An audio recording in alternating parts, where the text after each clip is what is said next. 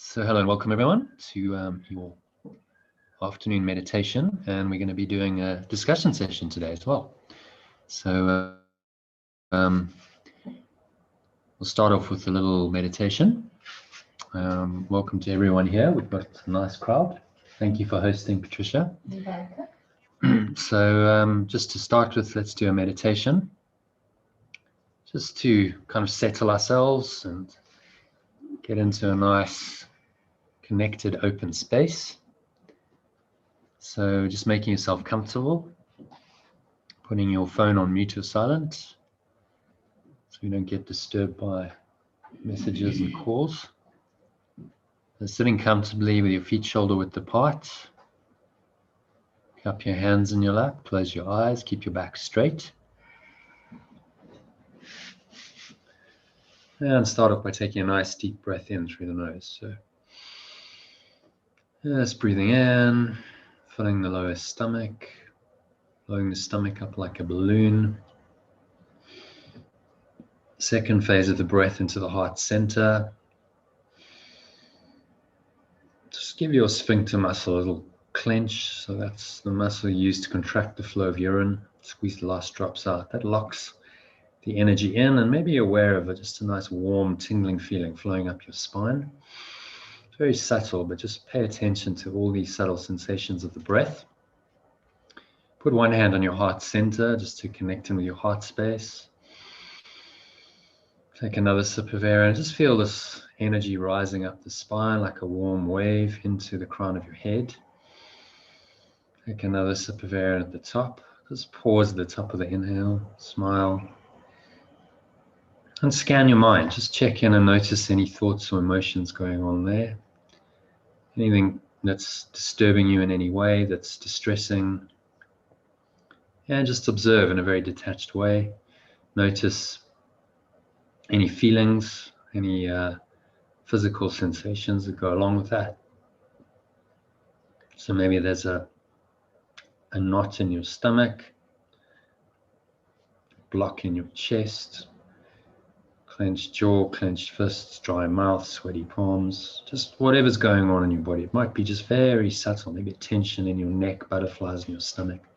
Notice that, and you're just going to choose to let it go for the next couple of hours while we do this session. So as you exhale, just blow it all out. Letting it all go with the breath, as it's like a dark gray or black smoke, just leaving you. You're just dropping into nothingness that it really is, and surrendering into the peace and the stillness that lie beyond. So nowhere else to go, there's nothing else to do, something else to think about for the next 20 minutes or so. Just breathe, relax, be still. So breathing in again, nice deep breath in, just noticing the stomach rise, the chest rise, subtle flow of air into the nostrils. Don't clench your sphincter muscle, notice energy rising up your spine. Another sip of air at the top, pause, hold the breath briefly, smile. So you just connect with this deep peace and stillness that are your natural states. When the mind is quiet and empty, then the fullness of spirit comes into it, and you find a peace and a quiet that is your natural state. And so exhale, just sigh it all out, make a little sighing sound in the back of your throat as though you're fogging sunglasses, but you keep your mouth closed. Chest and the stomach suck back in. And the energy subsides back down from the crown of your head, down into the lower stomach. And you just come to rest there in the peace and the stillness briefly, smile. Really connect with the stillness in the gap between breaths. Smile and then repeat the cycle. So just breathing in and out in your own nice deep slow rhythm. Nice deep slow inhales. Just notice all the subtle sensations of the breath, like the stomach rising, the chest rising, air flowing into the nostrils. subtle life energy rising up. The pause, the top of the inhale, the smile, the peace, the exhale out of your nose, slight vibration in your throat as you sigh it out, it's like a wave just sighing back into the ocean. And the energy subsides back down the front channel of your body. So just notice all these subtle sensations and let that bring you into present moment awareness, just completely present, mind not thinking about anything else. There's no past, there's no future. It's just right here and now. And you're just anchoring your attention into the moment, to the present moment, through the breath. So just step back, keep watching your breath, just sinking a little bit deeper into this lovely, peaceful, calm, relaxed state of mind with each breath. So as you keep watching your breath, just imagine a lovely, lump, heavy, warm, relaxed feeling flowing into the crown of your head. It's like a nice, warm, tingling, comforting, relaxing feeling. You can visualize it as a light flowing in as well. Beautiful golden or white light, and this lovely, warm, heavy, lump, heavy, warm, relaxed feeling just flowing down into the back of your head, through your face, relaxing your jaw, smoothing out any lines of tension in your face. Just breathing into your neck and your shoulders.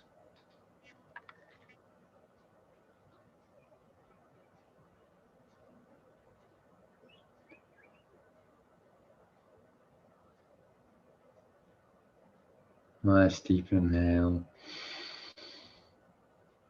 to the neck and the shoulders, just releasing the tension. As you exhale, sigh it all out. Feel like you're just releasing that tension. Drop your shoulders down away from your ears. You can shrug them forward, shrug them back. Just feel this lovely, lump, heavy, warm, relaxed feeling tingling down your shoulders into your upper arms, through your triceps and your biceps, down through your elbows, into your forearms, your wrists, your hands, your fingers.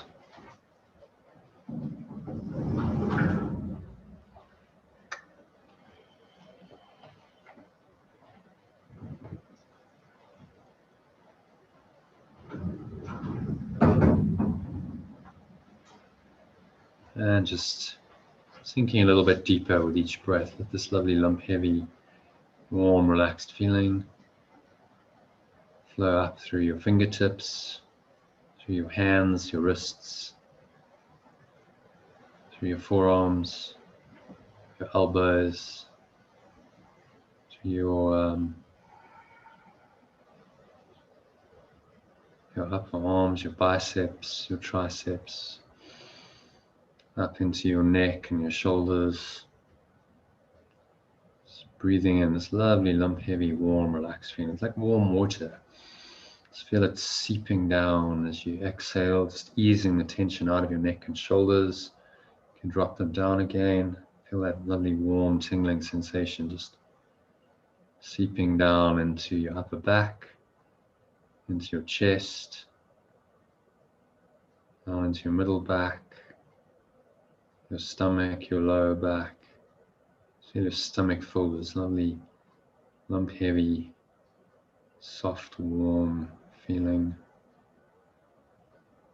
It's like a hot water bottle, just the warm water is accumulating in your stomach.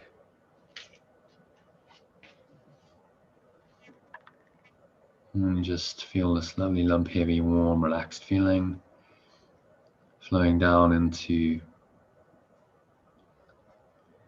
your buttocks. So through your buttocks, your thighs, your upper thighs, back of your thighs, down through your knees, into your shins, through your calves, into your ankles, your feet, your toes. So your legs are completely lump heavy, warm and relaxed. whole body is completely limp, heavy, warm, and relaxed. Just keep watching your breath, sinking a little bit deeper with each breath into this lovely, peaceful, calm, relaxed state. Just going to listen. I'm going to read you this short passage from a section titled "All Shadows Will Have Dissipated as the Clarity of Reality Surrounds You." I'll actually show who wrote this. This is from Hazel, but it's very appropriate, so I thought I'd use it. So just listen with your heart. Put one hand on your heart to its drop down, connecting with your heart center. Just keep watching your breath. So that keeps your mind nice and still, calm, empty, open, but aware. And you just feel into these words. It's not about intellectually understanding. It's about feeling the love and the peace and the joy that these words point to. Show in your own heart, your own mind. So just let the words drop in like pebbles into a pond on a very still, calm, windless day. Because your mind is so still and calm and clear, the ripple effects are going to be very noticeable. You're going to really notice these ideas are going to reverberate, ripple into the depths of your mind, subconscious, which is where they needed to heal this very deeply entrenched idea, thought system of separation, which is the cause of all of our troubles. So just keep watching your breath, just being aware of the subtle sensations of the breath as you listen. I remind you to do that every so often to this profound passage. So many of you are feeling down and maybe a little depressed, because it seems that your awakening is not getting any nearer. You may feel that you've been holding the light, changing your attitudes, practicing loving behavior, and yet nothing's happening that indicates your efforts are in any way effective. But remember, the illusion is fighting for its existence. It is a collective egoic structure as maintained by fear, suffering, and violence. And what you see happening if you focus on the bad news around the planet are its death throes. It is making its last desperate efforts to renew itself, but its foundations are crumbling prior to its inevitable collapse.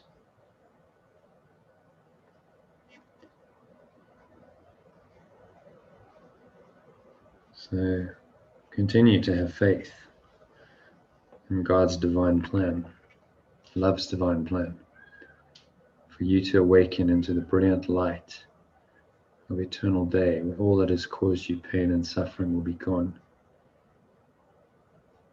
leaving only reality, love, the absolute bliss of being one with your Father, completely joyful and forever at peace, in the enlightened knowledge of His loving embrace. So just breathe in, nice deep breath in. Create some space and some awareness. And I want you to just really look at some of this pain and suffering. We've all experienced it. Maybe you're experiencing it now. Just be very present, very aware in your mind. In whatever way or shape or form that takes. Might be fear, anxiety, worry might be your thing, or it might be anger, attack thoughts, which may just be irritation or frustration, or maybe it's intense rage. Maybe there's hatred lurking there. Just be very honest and look at all these ways that pain and suffering cloud your mind. Don't judge yourself, just notice, observe the thoughts, the feelings. Take another breath in, just surround these ideas in presence, some spacious awareness. So you look at them without judgment. The only judgment the Holy Spirit has of any of these is that they are not true, they are not real, and so you should let them go. So whatever the thoughts are, the feelings, maybe you can feel these things physically in your body. You've got ailments, you've got pains, got tension. Maybe it's butterflies in your stomach, a knot in your stomach, a block in your chest, clenched jaw, clenched fists, dry mouth, sweaty palms. The extreme nausea and panic attacks can come just from your thoughts and emotions. Wherever you are on that spectrum, just notice. Take another sip of air and then just imagine you breathing light. This beautiful golden or white light. It's not a light of this world, but visualize it as best you can, or just feel a lightening coming into every pore of your skin, every cell of your body, every corner of your mind, every fiber of your being. Breathe this light into any areas that are particularly difficult for you. There's tension, there's pain in your body. Just imagine this beautiful golden or white light flowing in there. And in the light, no dysfunction, no sickness, no darkness is possible. So as you exhale, you're just going to breathe out. Nice deep exhale out and just sigh it all out. Imagine you blowing this darkness away like a black smoke out of your mouth. Just letting it all go. And you let go of the darkness, all that's left is the light. So pull the lower stomach into the spine sharply. Just expel all of it out. All the air, all the negativity. You rest here for a few moments in the stillness and the silence of the light. Just feel like you're enveloped in, you're encompassed by the light. It surrounds you. Smile. So you are in the light. And the light is with you. The light is always there for you. Just waiting for your invitation to come in. And breathing in the light again. Nice deep inhale. It's flowing into every pore, every cell, every muscle of your body, every corner of your mind, every fiber of your being. And in the light, we'll all be clear and all shadows will have dissipated. It's the clarity of reality with a capital R surrounds you. You've been working your way homewards towards this glorious conclusion to the game of separation, which you've been engaged for many lifetimes. And that conclusion, that awakening into awareness of who you truly are, is fast approaching. Do not let the apparent reality of the illusion, the chaos and confusion it is spreading in its final attempts to convince you that it is real, drag you down into a morass of self-doubt and self-recrimination about your worthiness to experience God's love for you, or worse still, into doubting the existence of God at all. So exhale one more time, just let go of all this chaos and confusion. We've seen a lot of that in the world this year. The desperate attempts of the ego to convince you it's real, that's all it is. So blow it all out, sink into the light and smile. Because when you see these things for what they truly are, you can have a smile, you can just laugh. Go, how ridiculous. We go to these lengths, create global pandemics and lockdowns and whatever drama is happening in your personal life as a result of that, or for whatever reason. We do all of this merely to prevent the light and the love of God from dawning in our awareness. Coming and saying, just remember, wake up. Remember who you really are. You are, you always have been, and you always will be perfect creations of your divine Father. your source, forever at one with Him in heaven, which is paradise, reality, because there is nowhere else. That is where you are. And the realization of that, the awareness of that, the truth of that will show you once and for all that you have been asleep and dreaming of a nowhere place that you had made up in your minds to amuse yourselves. The amusement ended, and since then you have been endeavoring to awaken. The moment for that to happen is at hand. So just sink in for a couple of minutes of silence into the light. There is nowhere else to go. There is nothing else to do. There is nothing else to think about, to expect, to desire, to fear. Just let all that go for the next 2 minutes. Step back, breathe, relax, watch your breath, and sink into the light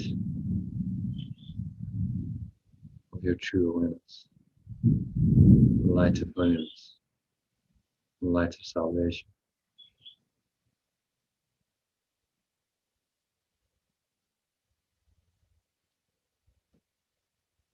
Smile as you do that. Watch your breath. Breathe, relax, be still, sink into the light, deeper and deeper with each breath. The next 2 minutes of silence.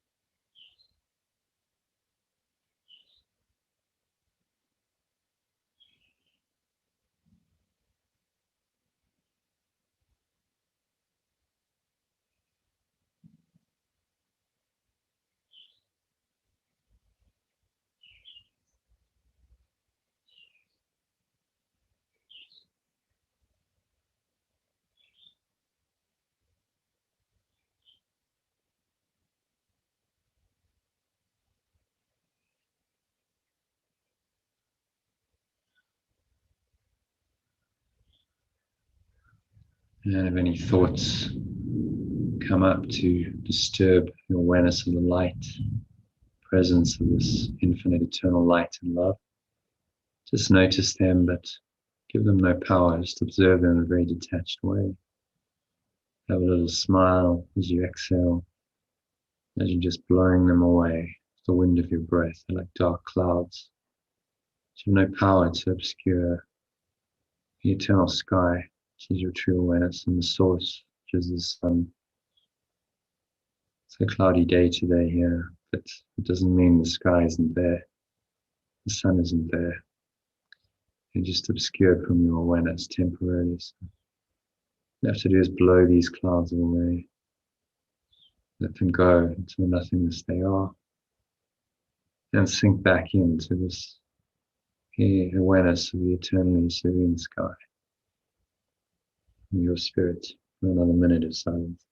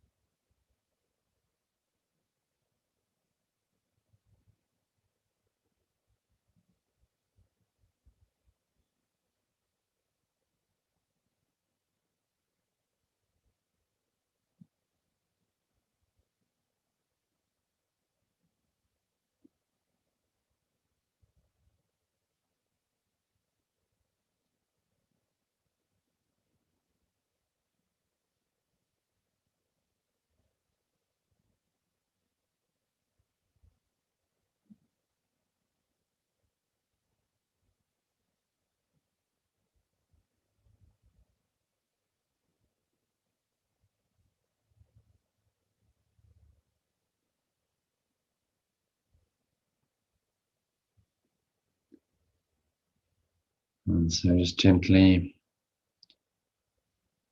on the count of 3, you're going to bring your awareness back in this deep, silent, peaceful place. But you're not going to leave it. still there.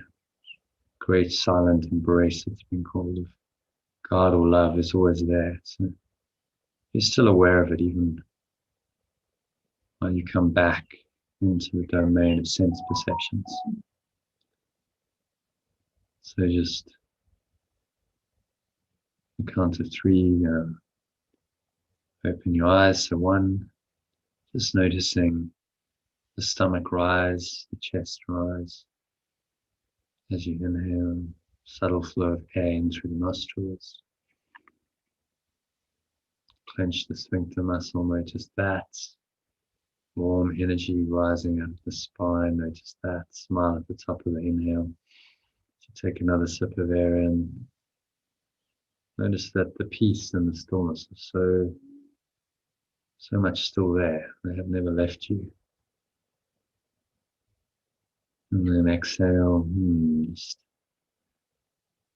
exhale out your nose. Make a sighing sound in the back of your throat as though you're fogging sunglasses. Keep your mouth closed. Notice that.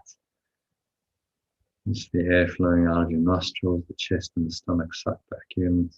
And the energy subsides back down from the front channel of your body down into the nose, stomach, spine. So while your attention is down there, 2, just noticing the weight of your body pressing down into the chair, your feet touching the ground. Noticing all of your body sensations. What are you feeling? Touching with your body, your hands. There's a subtle flow of air on your skin. Notice that. Breathing in again. Notice maybe there's a subtle smell. Smell rain. Freshness of the breeze coming in. Notice whatever's happening for you. Surrounding environment. Notice sounds. Subtle ticking of a clock. Twittering of birds.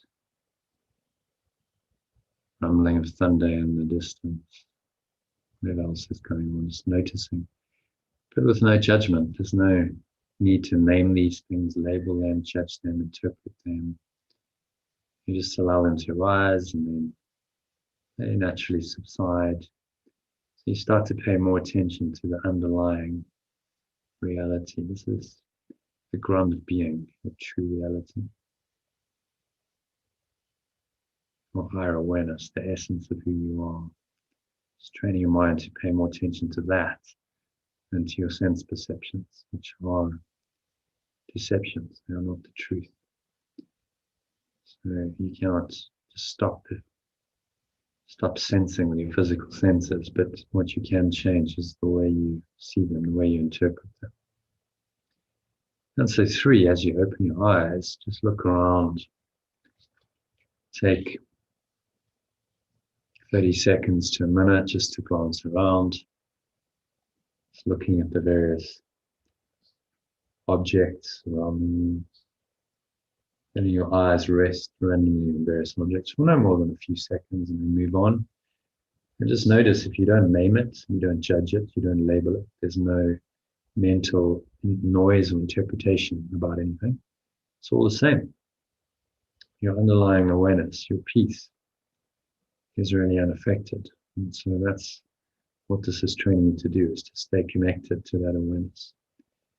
And just set the intention briefly to stay in this awareness, stay open and calm and receptive and listening. So you can allow the Holy Spirit, as the Course calls it, to come in and just give you whatever you need, whatever information, whatever inspiration you need through this discussion session will come to you.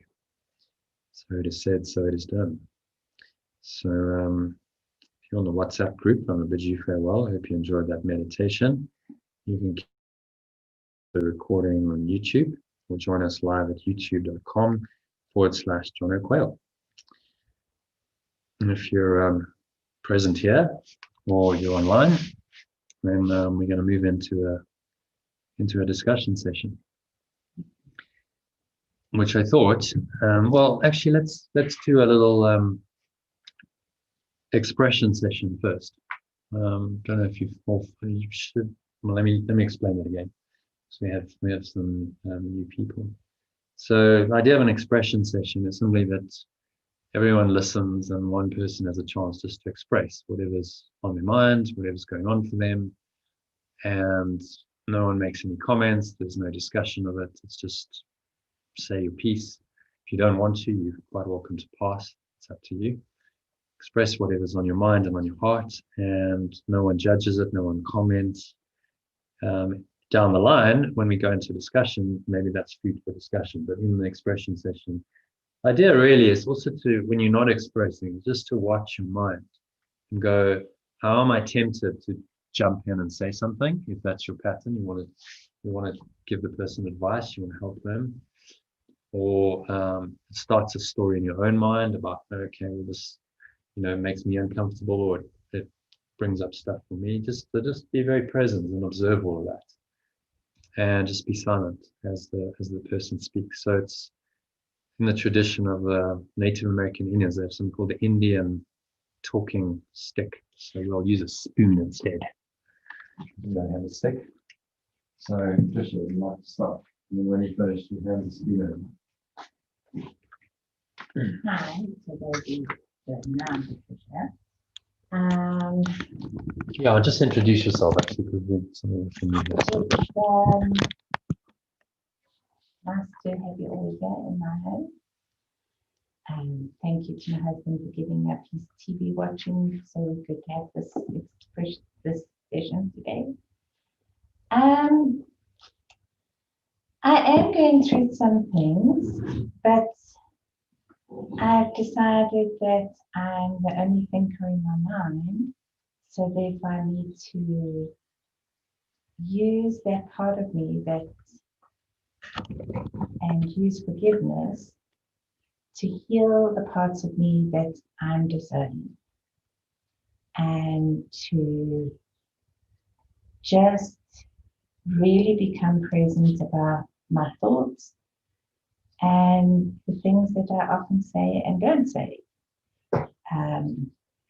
Because if everything the course teaches is correct and thoughts are things, then I need to be much more aware of what I'm thinking, what I'm saying, what I think about others, especially my husband, and to be honest with myself, to really find that thing, because every book I read always says you're responsible for your life, you're responsible for what shows up, you're responsible, whether we like it or not, we're the ones creating this life. So in the vein of that thinking, I am responsible for my life. I am responsible for the things I'm so unhappy with, and at the same time being aware that I'm the only person who can change it. And so that's me. I'm done. Thank you. Thank you. Do you want to hand it on to?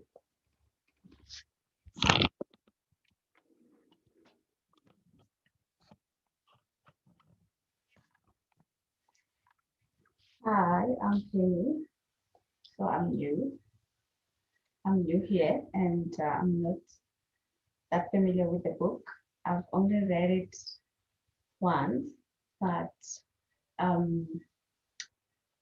what is happening in my life right now that I want to be expressive about is nagging pain on my left shoulder and my arm. I don't know what is it all about, and I'm just observing at the moment, trying to get a message and an understanding of where is it coming from, and what is it that it wanted to teach me. And yeah, I've been in this element of observing and watching and sort of like taking a back seat from doing and saying a lot. I'm currently just observing and learning. And I think this is a good space to come to and learn and observe. Thank you. Thank you. Welcome. Thank you. Hi, my name is Nakia, and I'm glad I'm here today in this beautiful space. What I can say is I'm in oneness with all that is. I'm experiencing a tremendous joy, and as I'm observing, I'm excited, and I feel this oneness with everything, despite of what is happening in my life. I feel this joy. Thank you. Thank you.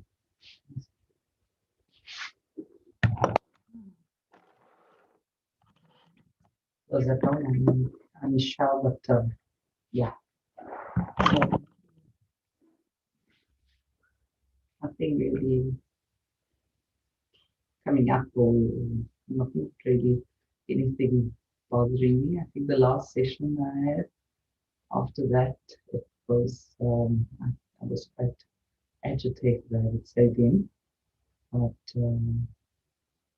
yeah, this past week it's as if same nonsense is happening, but it's not bothering me as much. But not too sure when that changed or how that changed or what happened to make me not be that concerned about things. Maybe yeah, just let it go or let it stop bothering me. Other than that, not really much else to express. Yeah, maybe something will come up in the discussion session.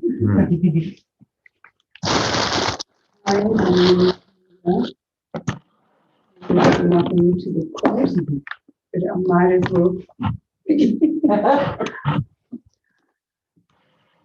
Because I've experienced quite a bit during the last 6 months, which has shown me that I'm still in the grips so tightly of my ego, be it financial, emotional, not being able to forgive people, to hold on to grievances so tightly, even though I know it's wrong, I'm convinced that I'm right. And my thinking is right because look at this, look at this, look at this. But some time ago, I asked the Holy Spirit, I said, I'm going through such stuff, I can't get to grips with forgiveness that this course is offering me. I don't quite understand how to do it. It really brought me to my knees because my back collapsed, there were a couple of vertebrae collapsed, and I ended up having to go not to hospital. Then I had a stroke, and then I had to go to hospital. But I've been isolating myself, trying to heal myself physically, thinking of all different ways to recover and not going inwards. Taking pills, listening to doctors, running from one doctor to the other. So I was searching outwardly. Even today, I was feeling sort of, what must I do there, but I'm so pleased I came. Jonathan, that meditation really touched me so deeply. I mean, I was so sad.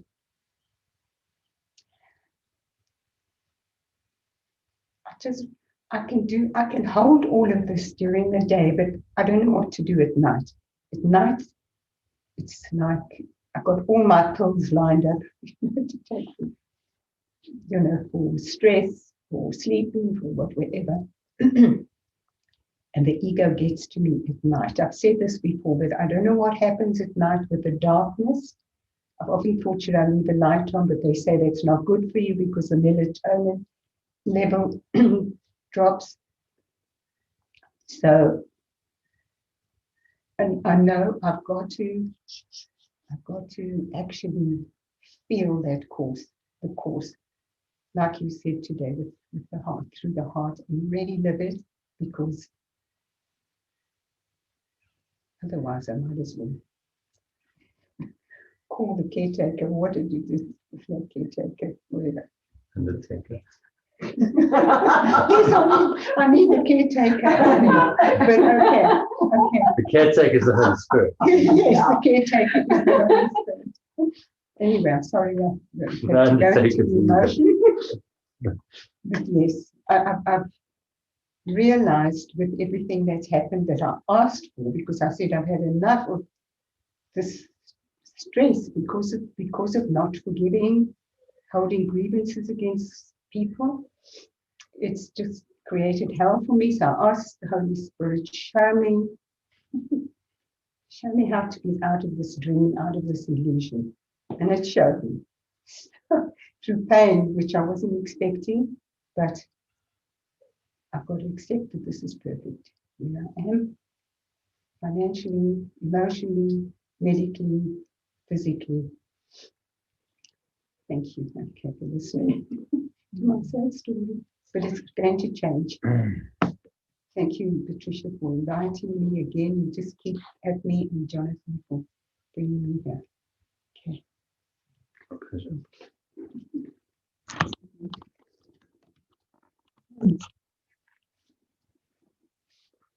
I've had my son, the one overseas, so much on my mind.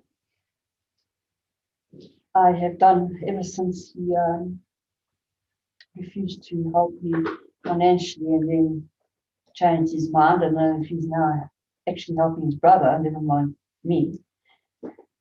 But I've been seeing my ex-husband and he's actually been helping. He's off the booze now and he's a different man. And ironically, he didn't want to know his father.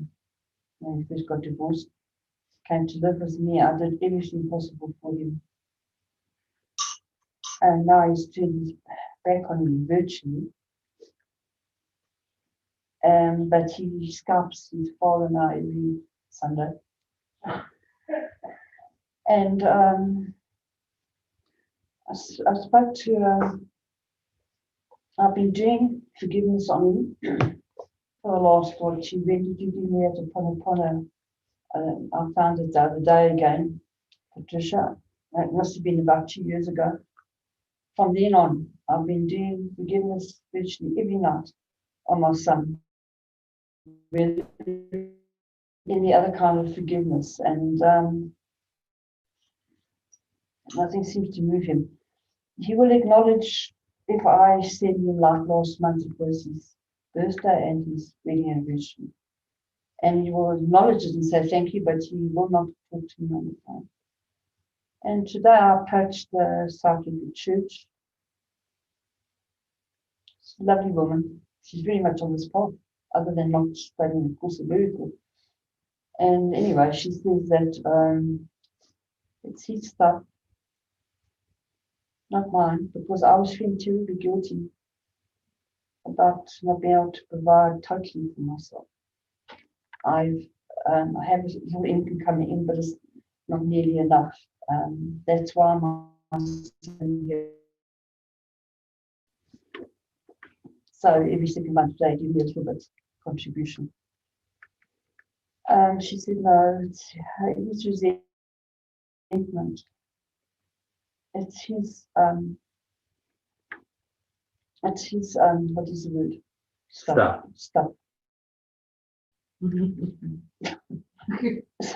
not mine. And you know, funny enough, The other words. Yeah. Ever since I spoke to this lady today, I have not been feeling guilty anymore. Just very, very sad, because my son and I used to be very, very close. I did it up for him as much as I could. I was even thinking this the other day, something I'd forgotten, that I used to take him all over the place to play ice hockey, even as far as Krugersdorp. And we had such a lovely relationship. I thought, how can he turn his back on me like this? But I think he was going through a hard time when this all happened. I think it all happened all at once. Because met his wife his Polish wife that he married. Then she asked if they could go live in Berlin at half his salary. And I don't think he was very happy with that, having lived in England for years. Now he's got a daughter support, and then the whole idea of him shifting to Berlin was because she was 2 hours away from her mother in Poland. Her mother's never married. She was out of wedlock, had out of wedlock, so this is why she's very close Hazel, to her focus mother. on your own feelings. It's not about the story, it's about how you're feeling. And I just thought that the whole thing is that she's now retired and living with him. But he still, it doesn't matter what kind of message I send to him, he does not reply. So, but I'm feeling, at least I'm feeling less guilty. Just say, thank you. Thank you. Okay, Corin, you still with us? Would you like to express anything? Candy's still here. Would you like to express anything? No, not really. I'm very grateful for the invitation. I found that meditation very relevant, sort of about how you're trying and thinking that you're doing everything you can. I certainly can feel that way sometimes, almost in every area. And I think it's a case of actually just trying too hard and not accepting enough and not surrendering. And the meditation was absolutely beautiful. I found myself really, kind of drifting with the smell of the rain coming in, and I could have actually fallen asleep. So it was really beautiful. And I know, if I can make it in person, it's, I guess the energy of a collective gathering is even more powerful. So I hope to meet you all soon. Thanks for having me. And that's me. My pleasure. So I guess I'm holding the spoon.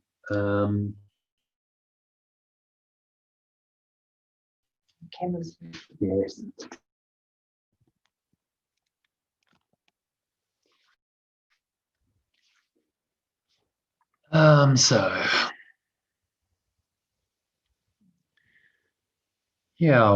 What's arisen in the last few days is really something to do with my primary, I suppose of course you call it a special relationship with my wife, and indirectly my son. They're in the UK at the moment, so I haven't been with them for other than a 3-week holiday for a year and a half more now, which is a long time.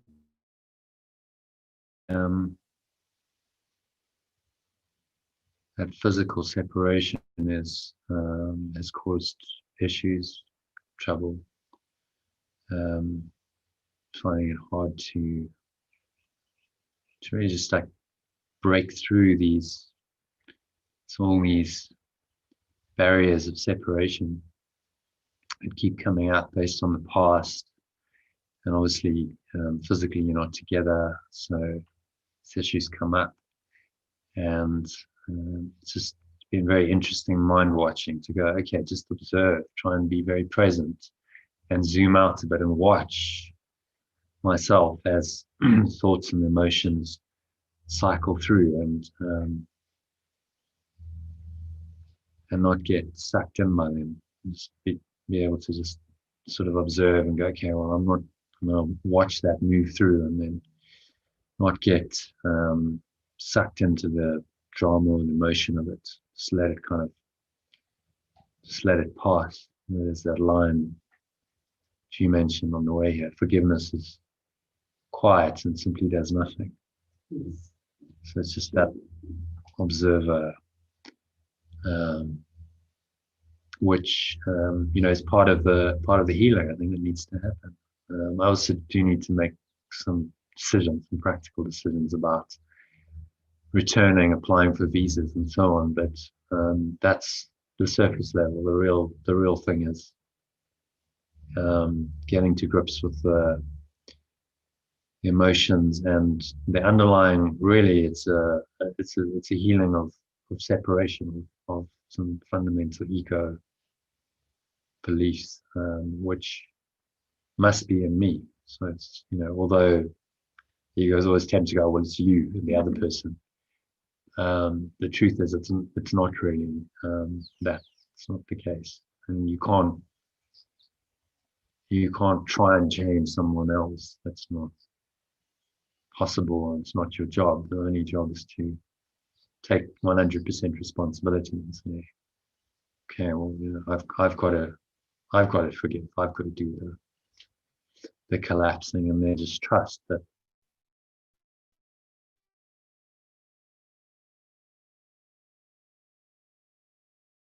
If I do that, it's the faith. It's just trusting. If I really do that, that that guidance will come, and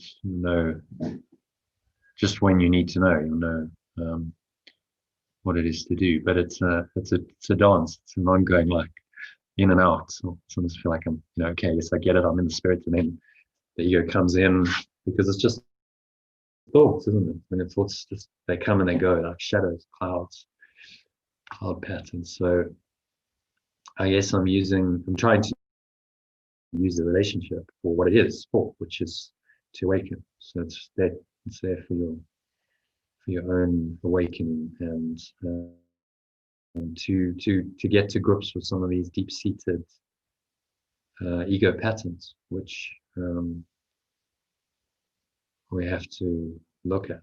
I have to look at. It's all first person. I have to look at and really undo and use the relationship for that. So that's what I'm working on, and it's a work in progress. Thank you. Okay. So some very interesting things that came up there. I thought that maybe we could read a little bit and discuss a little bit from section 2 of chapter 21 of the text. If you want to go there. It's all about responsibility. It's a great section called Responsibility for Sight. There's a lovely little prayer that's part of it. If you're part of the Art of Letting Go community, then, well, actually, probably most of you would have got that text message. You're on the ACIM group as well. I was sending you all Jean's cards, and the last one was about responsibility for sight. I'm responsible for what I see, which is a great message. It's like a key little mantra or prayer that you can say to remind yourself. So it's a very key theme of the course. And he actually says this is all you need to do. If you just get this and apply this, I'm 100% responsible, which of course the ego does not want to hear at all. Chapter 21. Yeah, well, that's the practice, and maybe we can discuss that. But, can we avoid watching this the easy way out? Well, you can choose that, but if you watch everything consciously, say, okay, I'm using this for mind training. I'm using this, I'm going to watch the news, but my purpose for watching the news is not to get sucked into the apparent news and the emotions of it and the drama, but my purpose of it is to watch it with the Holy Spirit and go, okay, show me how I can use this to forgive my own illusions. That's the whole point. Hazel, I think you might need to move a bit. How was the race? Good. Was it? Was it a Formula One? Yeah. Okay. Did your favorite driver win? Yeah, not my favorite driver. He's the best. Who's the best? Okay. I have no idea.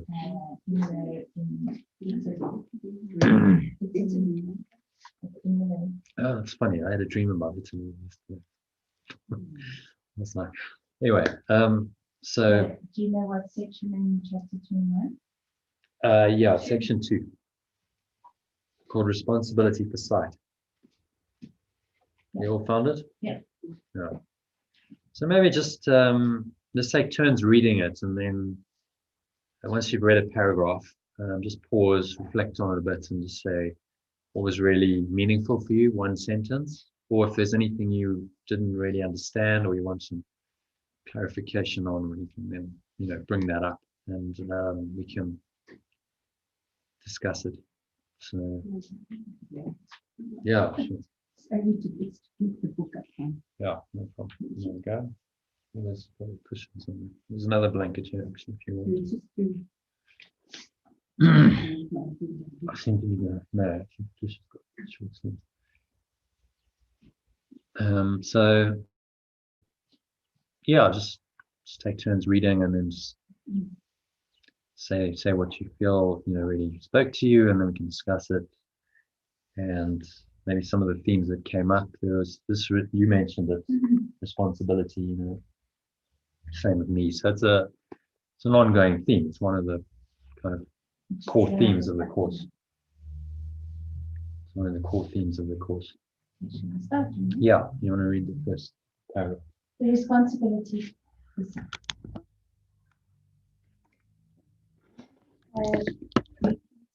One little is asked of you to learn this course.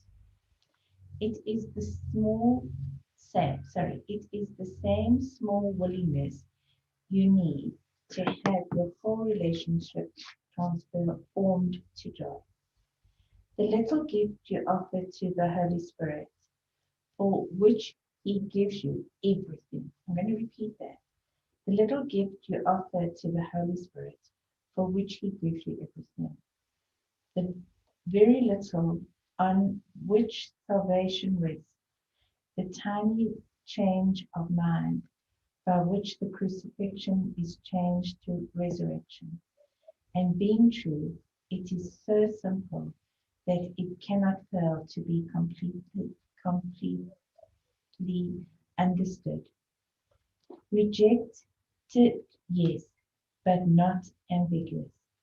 And if you choose against it now, it will not be because it is obscure, but rather that this little costs seemed, in your judgment, to be too much to pay for peace. Wow. Actually, there's a lot in that thing. The tiny change of mind by which the crucifixion is changed to resurrection. And being true, it is so simple that it cannot fail to be completely understood. Okay. Can we discuss things over camera? Yeah, sure. Do you have any questions? Yeah, this thanks for willingness you need to have your whole relationship transformed to joy. I thought once this feeling of guilt leaves me, I would be joyful. But being a mother, I'm not. I'm just feeling sorry for my son. He was very outgoing and his anything I'd hate. So how can you actually love one's own? Well, that's the question. Because what do you think? Well, I have to forego my feelings and think, well, everyone's got lessons to learn, including him. But I feel I can't help him in any way.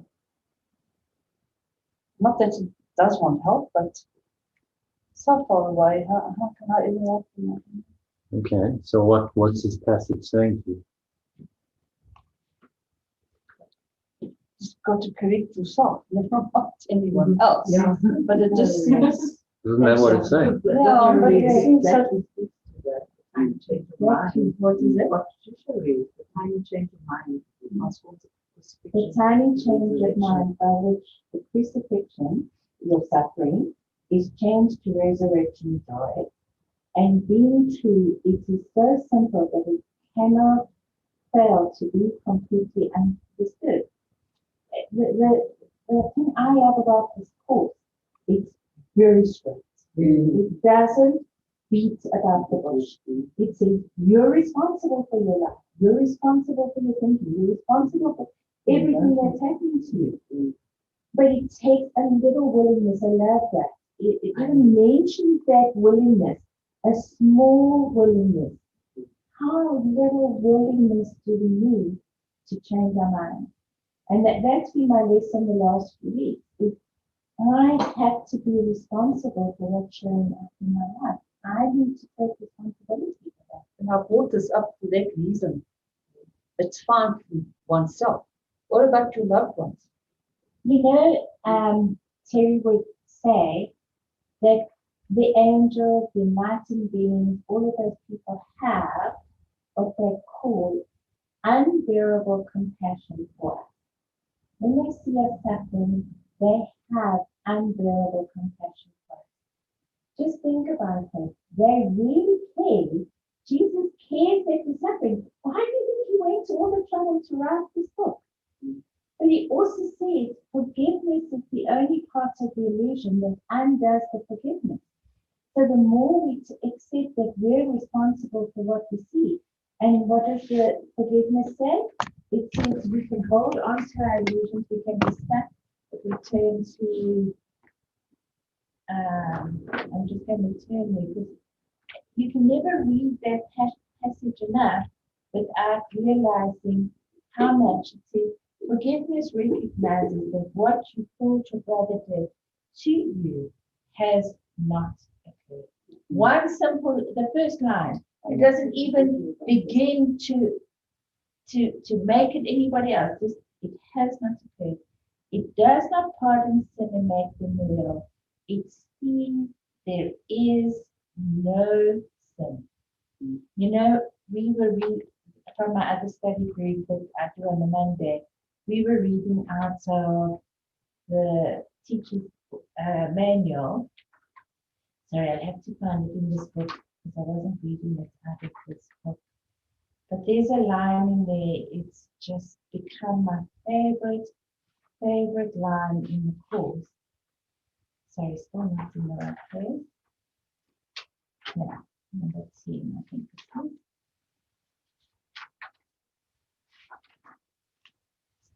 The whole thing is I'm no longer being hurt by his not. That's what I'm getting at.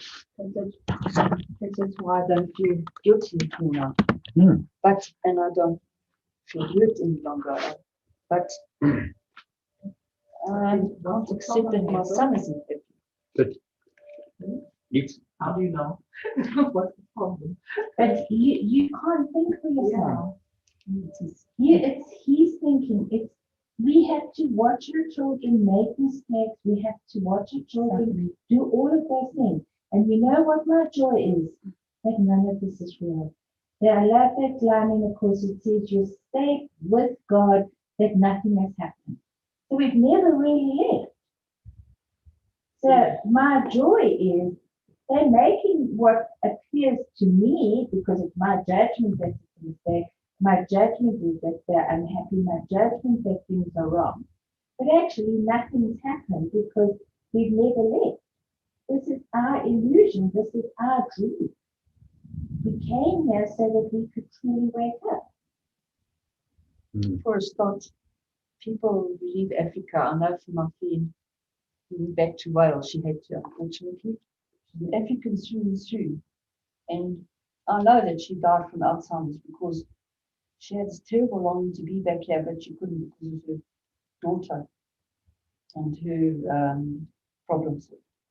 And it's the same with my son, because when they came out here, But Hazel, you purely don't for know lost, that. he was, oh no, I could judge, I could tell. That's when you said it. that's full of audience. I could tell when he came out here, he wanted to be back here. But Hazel, it's his life. He's the only one who can live it. You can't live one day of his life.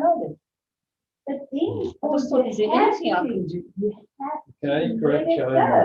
That's what Because you're making Change your mind. yourself unhappy. You're making him unhappy. You're making yourself unhappy. You say, I know you don't. You don't think in his mind. You don't live his life. No one can do that. We can think that so-and-so is unhappy. They appear to be unhappy to us, but we don't think him. We don't know what's really going on. And I know people who are the happiest people in the world, more money than they know what to do with. Then when you start talking to them here, actually deep down they're as miserable as sin, because they've got all this responsibility and all this stuff. But then I go, but that's their choice. That's their choice. The same, it's your son's choice. No one's forced him to live there. No one said he couldn't make those decisions himself. We each making a decision every moment of the day. Sit on our past most of the time instead of on this moment now, because this moment changes my future. You know, for me, I started learning the course in America in 2018. And I used to listen to many people talking about certain things, in this awakening. And then one lady mentioned a course in miracle, and I realized this one is also mentioning a course in miracle. I didn't even know what's a course in miracle. Then I was like, why everybody's mentioning a course in miracle, and I'm still listening to this one, listening to this one? Why can't I just go and get the course in miracle myself? So I Googled online and I bought it, and I bought it, and also there was some flip online. But one thing that captured my thought or my whole being is nothing real can be threatened. So then I realized that if nothing real can be threatened, that anything that is being threatened is not real. Anything that is threatened in me is not real. And then for me as a person, I have a choice to choose my life. I have a choice to choose to be happy. I have a choice to let go. And I realized most of the time when I was unhappy is when I was trying to control the situation. And I do not have any power to control anything. I can only control what comes in me. I can only control my thoughts. I used to try to control my brothers. I used to try to control my children. And every time I'm doing that, I've been hit very hard. So as soon as I let go of that control, as soon as I let go of being the perfect person, my life is so beautiful. Because whatever happens, it is what it is. And the Bible says everything works together for my good. So even this one works together for my good. I might not know what good will come out of this, but I trust the good that is coming. Amen to that. Yeah, well said. Really? No, amen. Thank you. Yes. It's really, really good.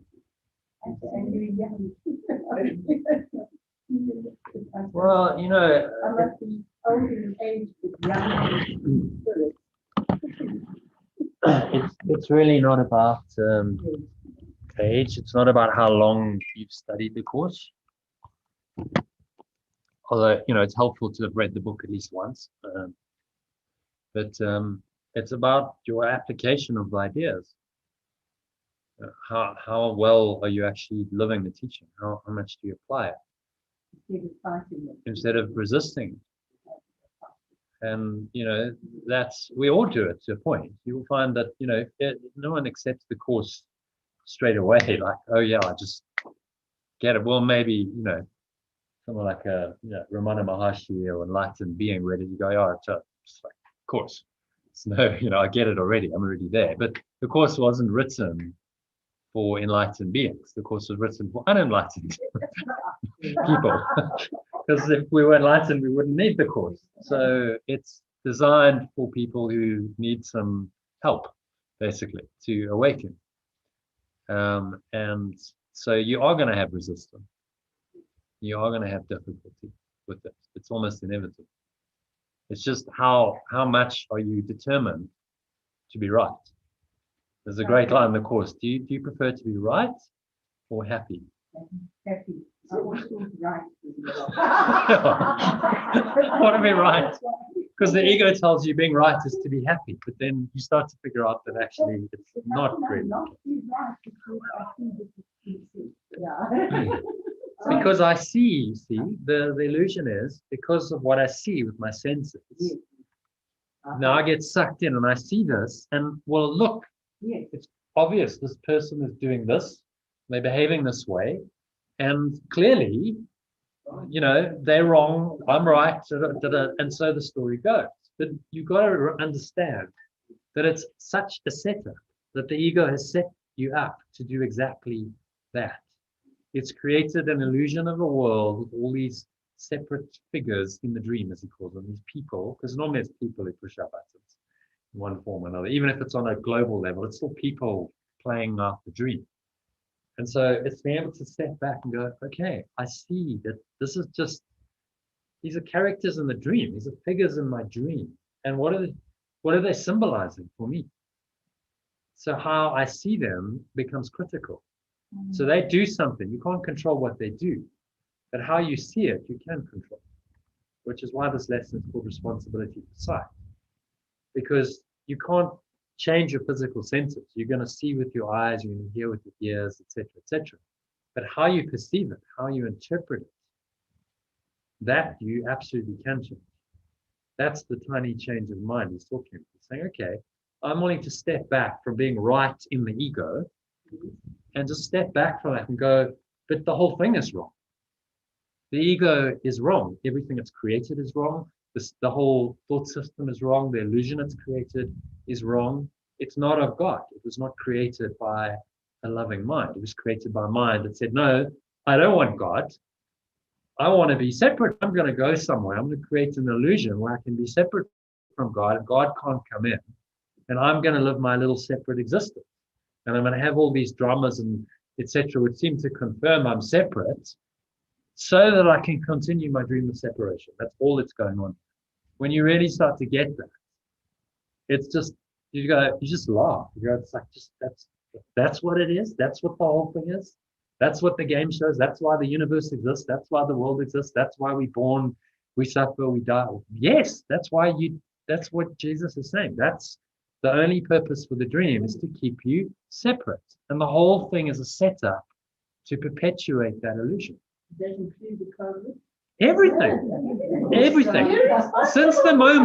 Since the reason why you're totally responsible is because from the moment we decided, we made the tiny mad decision, as Jesus called it, the tiny mad idea to separate from love and go, no, we'd prefer to do it our own way and have our own little identity. The moment we had that little tiny mad idea in our minds, that then gave birth to a whole universe, and the thing's been downhill ever since. We've been going down the ladder of separation to this point now where we sit here in apparently separate bodies, apparently separate minds, personalities, lives, a whole world that really doesn't make a lot of sense.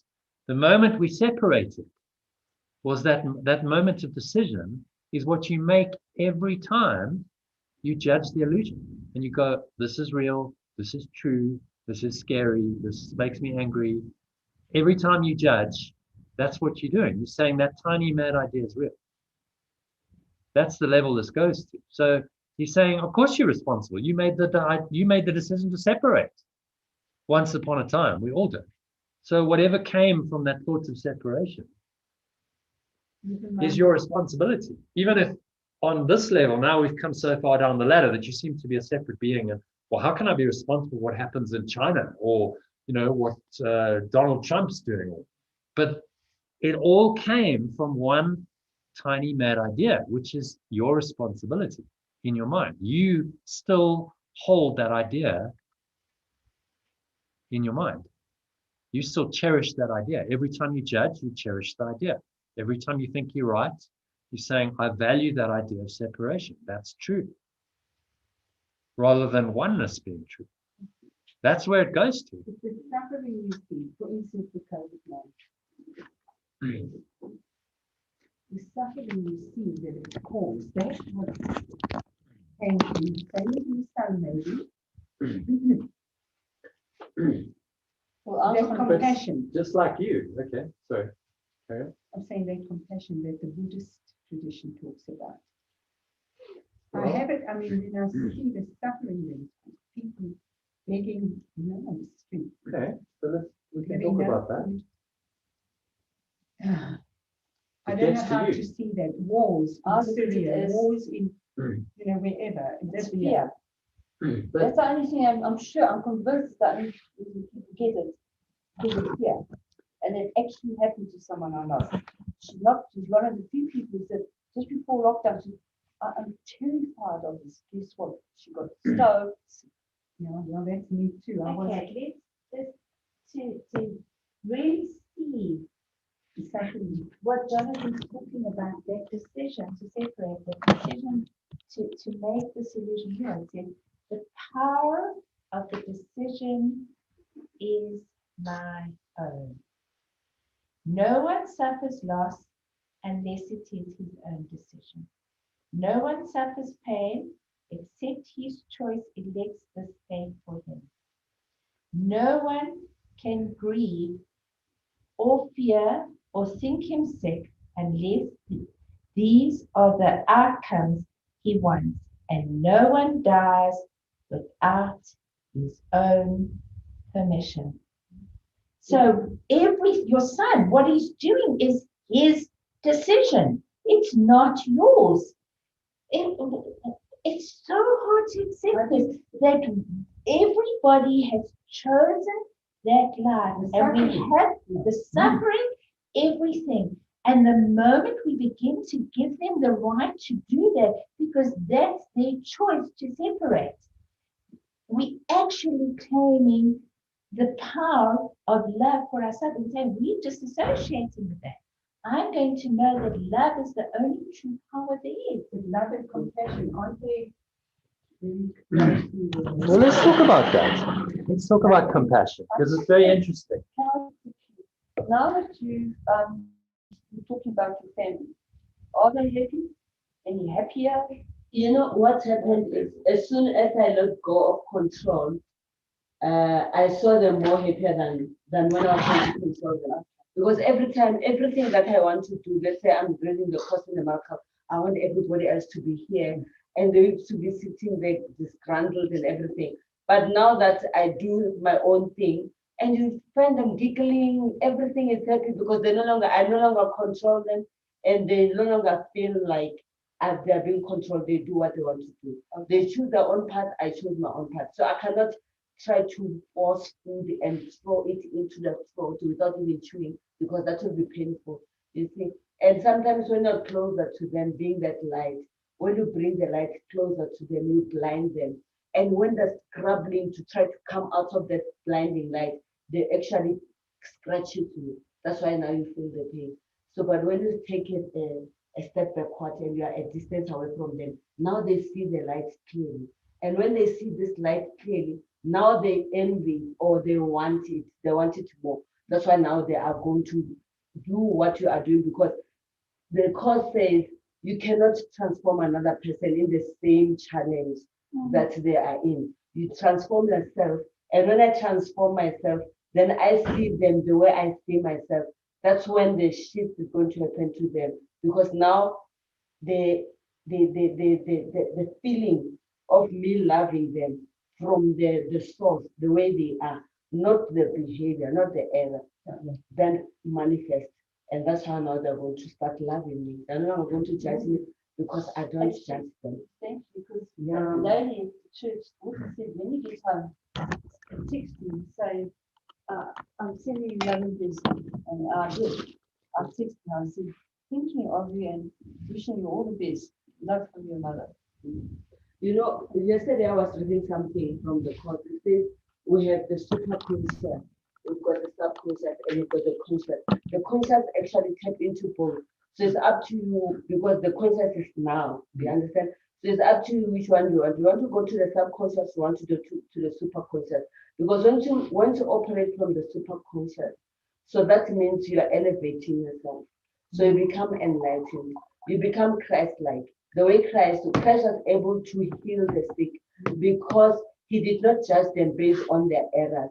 He was tapping into the truest version of who they are, the soul from the soul. He was tapping into that soul, which is complete.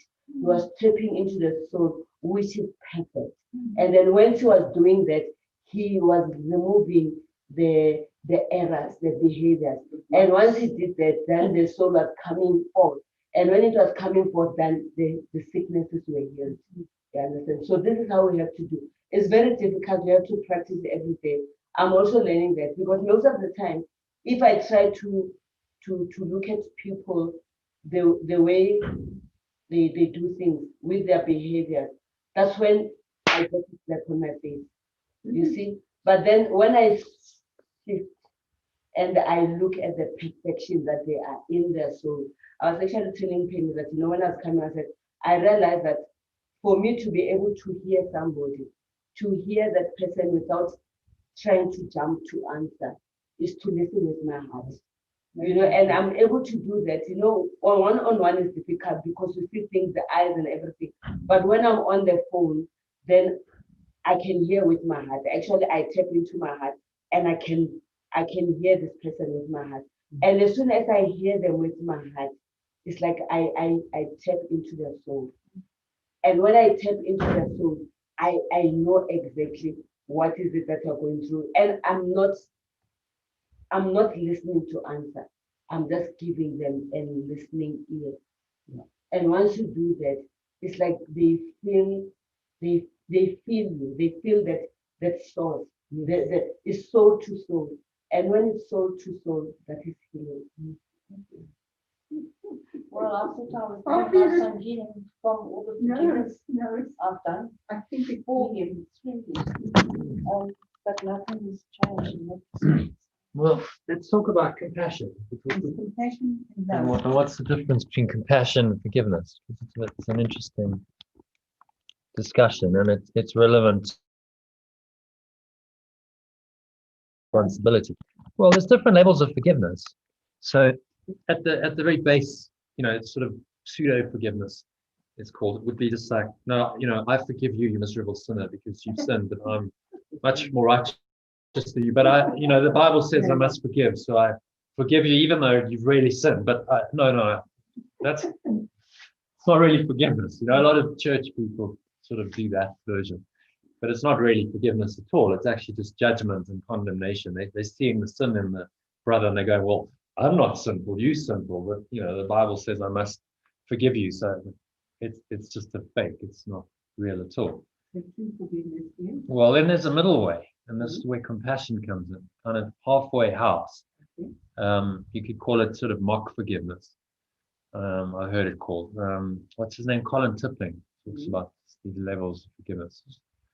It's another way of looking at it. So compassion is this, or what do you call mock forgiveness? Is this idea that you can kind of go into someone else's shoes, and you can go, okay, well, I can see it from your perspective, maybe understand your point of view. I can start to understand some of your suffering, your pain, and the pain is real, but because I'm understanding it, I no longer judge you and condemn you, because I can experience some of it. It's not nice, and because I can feel that pain, I can have more compassion than like, oh, you miserable sinner, you just, you know, you've messed up, and you know, you deserve to be condemned. There's a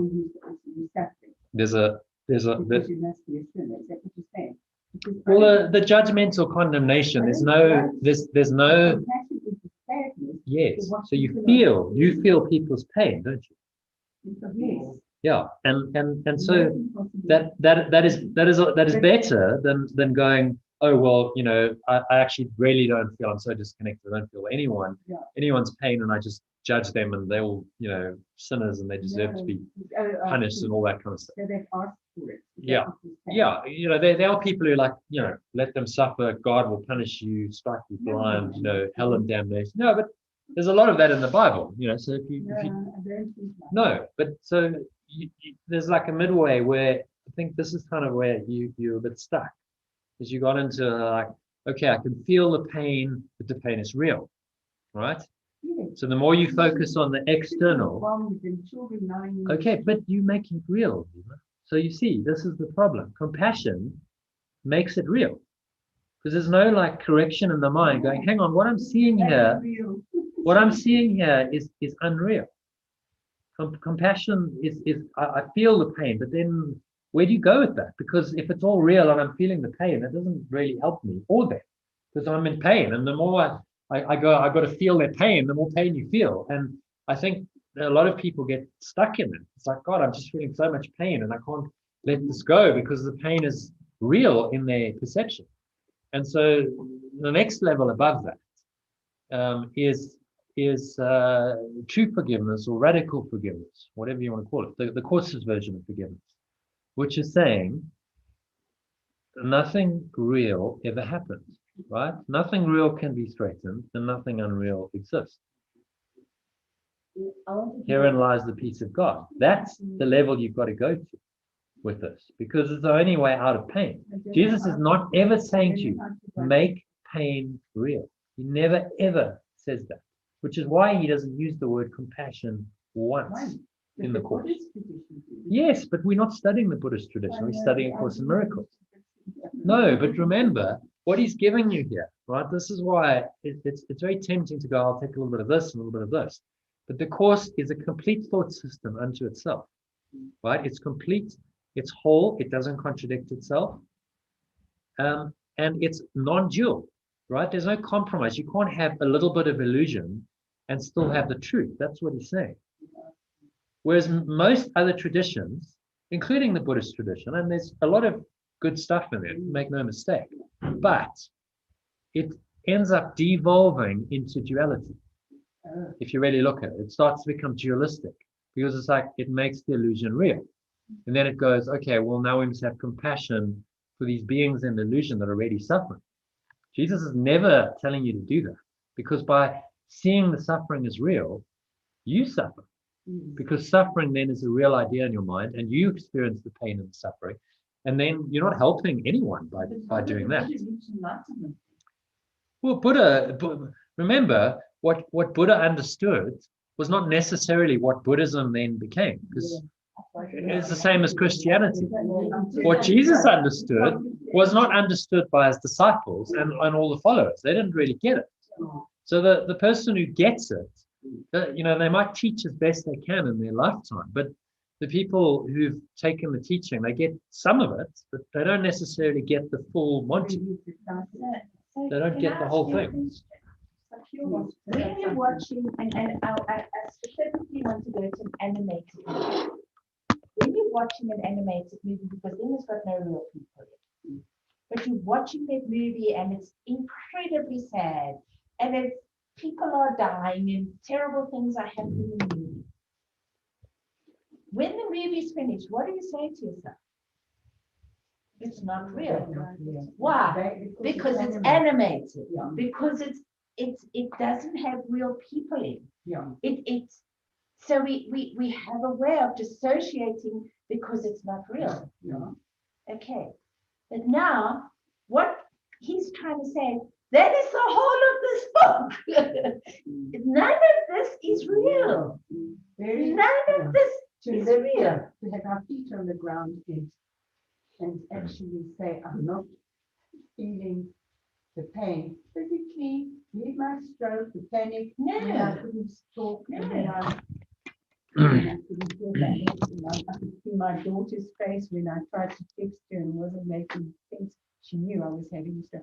But that caused me to feel strength and, well, I didn't, funny enough, not when your mind's so out of it, I didn't feel the stress, but when I was in hospital, I did.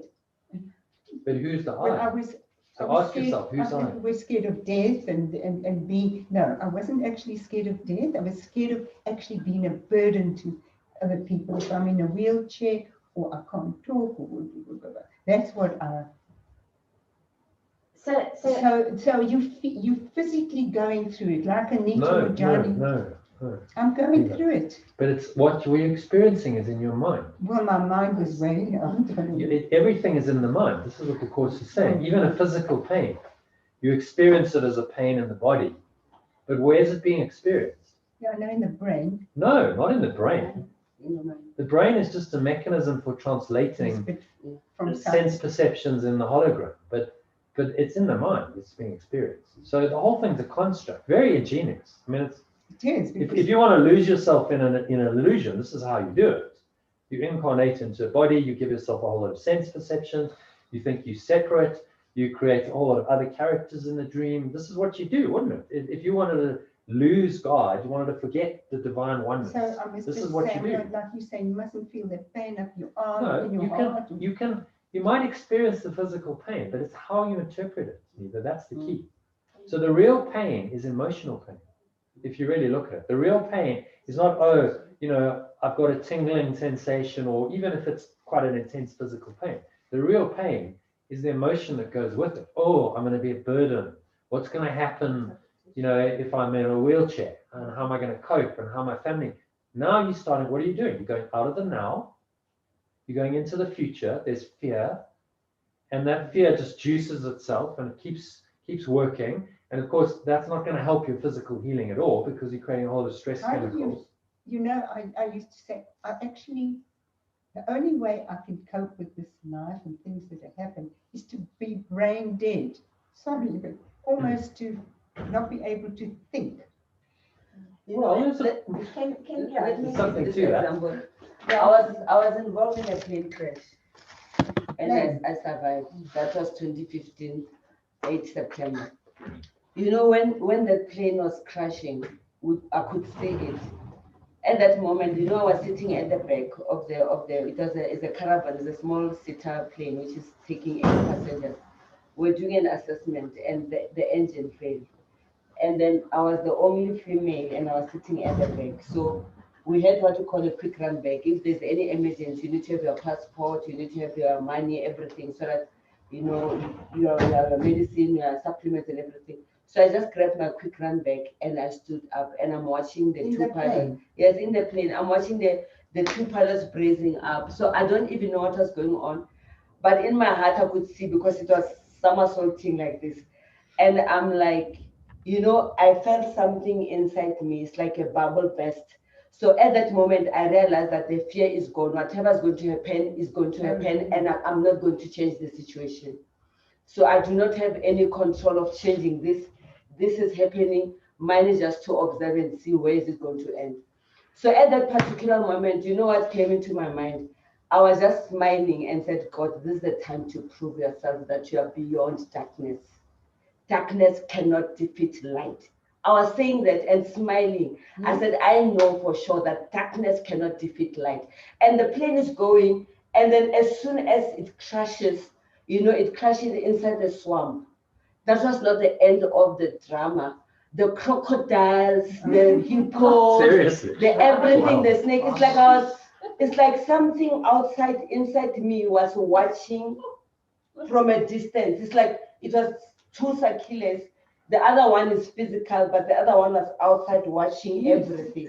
Do you think So it's because of where you are mentally that you experience that and not panic? That's why I said I was not doing that. That was 2015. I did the course 2018.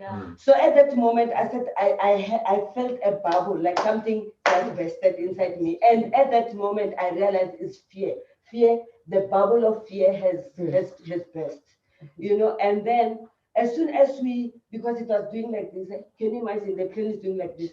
But when it splashes inside that swamp, it splashes with the tummy. So we are not upside down. Okay. So then from there, then I was like, then it started, I could see the smoke. Then I said to the pilot, switch off the engine. And the pilot said, no, the engine is dead. That is why we are crashing. So, and because it was heated, that's why it's in the water. That's why I see all the smoke and everything. So then he opened the emergency or the staircase. So as we're going down, I realized that now the plane is actually sitting inside the water, and it was because the pressure we no longer have a pressure, so the water is coming. It's actually consuming the whole plane. So I'm standing at the staircase. Remember, we're doing assessment. I'm a security officer. We're doing assessment because there was a fight between the rebels and government troops. So as I'm standing there, I'm seeing these rebels coming with AK-47, and then there's crocodiles, there's snakes, there's hippo, because remember, we crashed inside a territory of other living beings. Where was it? So everything, in South Sudan. South We're Sudan. in the Nile Wow. River, Wow. Nile River, we've got this, so at that moment, I'm just watching. I'm not analyzing anything. I'm just watching. Yes, I'm sitting in a case, and I don't know. God gave me the grace. I grabbed somebody's Toraya satellite phone. I called my boss. I said, "We have crashed." I think he didn't understand. Then I called his deputy. I said, "We are in this place of crash," and then from there the network goes. And then from there I tried to look at the SMSs. Then I sent coordinates to everybody that I could think of with my head, without even checking on the phone. I was remembering just numbers. Numbers were just coming, sending SMS of crash in this place. These are the coordinates, these are the coordinates. Wow. I'm doing all that. And then the rebels are coming. And I'm like, I'm not analyzing whether they're going to kill us or that. I'm just watching what is going to happen. When they came, they just grabbed me. And when they grabbed me, they were running with me. You know, South Sudanese are tall. They're like this. They're like this. So I'm in this guy, the guy's grabbing me, I'm in his waist, the waist is like here, this is his waist, he's grabbing me and they're running with me. As they're running, I'm seeing a shallow place within the swamp. I said, let's go that side, even the language barriers there. They said, no, crocodiles, because the crocodiles lay eggs in a shallow place. So they go into the deeper side. You had the presence of mind. Yeah. So when you're outside, when I was outside, then I can see the plane is actually sinking. These other 4 guys, the 2 pilots and the other 2 security officers, because they were guys. For me, I'm height phobia, you know. So I couldn't go up. So they went up inside the plane. So because they were up, they were able to see nicely the crocodiles and everything. So they don't want to come down. So for me, I was able to go with the rebels because I didn't see them nice. So when I'm out there, I'm seeing the flight is sinking. I said to the guys, go and get those guys because the flight is sinking. They went in there, they brought him. By the time they are out in that swamp, the plane was nowhere to be found. Wow. You understand? And at that moment, remember I've sent SMSs, they're sending a rescue helicopter to come and rescue us. There was a cloud burst. I think that is what caused the engine to fail. So what? The cloud burst. There was this heavy rain that the helicopter could not land. We flashed and flashed and flashed. You know, the soil in South Sudan is like clay. Yes. So when it's raining, you can't even grip. It's like you have to, just try to, we are trying to grip. And remember, we're trying to fight so that the water is not pushing you back into the swamp. We're grabbing and grabbing, and the flight went back. The Russian flight went back, could not rescue us because it was, we were hearing the sound, but we couldn't even see it. But now you were being carried by this guy. The guys have left, the rebels have left us. We were just by ourselves there. Okay. So then from there, we're trying to follow where they went because we saw where they went. We follow them. It was a long distance. When we reached there, it was a military barracks. They saw us. They came and they gave us place to stay. Okay. But let me tell you, at that moment, for me, I said in my mind, I have seen darkness and light fighting. Whether it was the cloud burst or what, because everything that happened worked together for my good. To cut the long story short, I was evacuated to Nairobi because they said I had the MRI showed that I had my disc has, one of the discs is dislocated. I no longer have movement. I can't do anything. I can't move my arms. I can't do anything.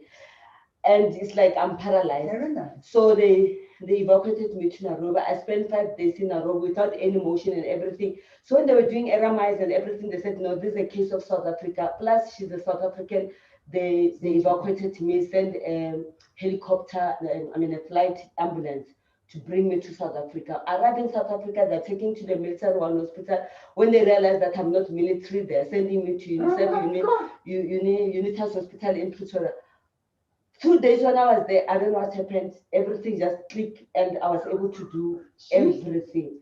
But let me tell you, I'm saying darkness cannot defeat light. It's up to you what you want to see. If you see light, you will see light in everything. If you see darkness, you'll see darkness. It's a choice. It's up to you because God created all these things. He created light. He created darkness. But He wanted us to live. We'll correct that. He didn't create darkness. That's absolutely sure. He wanted something else created live, the darkness. He wanted us to live in the light. He wanted us to live in the light. Like Christ showed us how to live. Let us choose light. In every situation, let us choose light.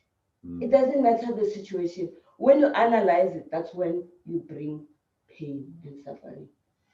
Jonathan, I think we should read the next section before Wow, we go. okay, thank you, Yeah. thank you for sharing. It's a very interesting. Thank you for sharing the story. Thank you. That So, was ACIM. I think in that moment, just a little short comment on that. In a moment of crisis, you can come to a point like that of clarity, and that's often how people awaken, because it's so intense Yes, that you can just, like, as you say, a bubble burst, something shifted inside you, which just wouldn't have happened if you'd had a normal flight. There so wouldn't have that been no bubble that stimulus. burst was peace. Yeah. Whatever. Yeah. And then, you know, now you're on I the I path. can't explain what was it, but I could feel that Hmm. whoosh inside. And at that moment, the fear was gone. You know, I didn't fear anything. And I was then it just didn't come back and go and come back. no, I was just watching. I mean, people thought that I was going to be scared of flying, but I'm flying normal. I don't even feel Hmm. anything. Was it a big plane, Mommy? Or No, that's It was a caravan, a small plane, eight-seater caravan.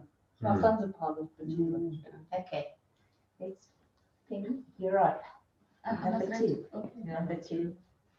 This is the only thing that you need. This is the only thing that you need to do for vision, happiness, release from pain, and the complete escape from sin. All to be given you. Say only this, but mean it with no reservations. For here the power of salvation lies. I am responsible for what I see. I choose the feelings I experience, and I decide upon the goal I would achieve. And everything that seems to happen to me, I asked for and receive as I have asked. Deceive yourself no longer that you are helpless in the face of what is done to you. Acknowledge that you have been mistaken, and all effects of your mistakes will disappear. Wow. So, yeah, for Yeah. me, what's ringing a bell is I am responsible for what I see, because um, the environment that I find myself in most of the time, or all the time, the environment will exist whether or not I like it. And the environment cannot change and be conducive for me to feel happy or to feel positive or to feel like I have control of my life. But I will always, this is the environment as it is. And for me, learning to accept that the environment cannot change, I need to change and rise above whatever is happening in the physical realm. Because to think that everything will shift for me, it's a bit immature. So I need to be responsible and take responsibility for my life. That's where free will comes. You know, there is that which is predestined, that which I cannot do anything about, including my environment, at home, at work, on the street. Because I have an edge to help others. Yes.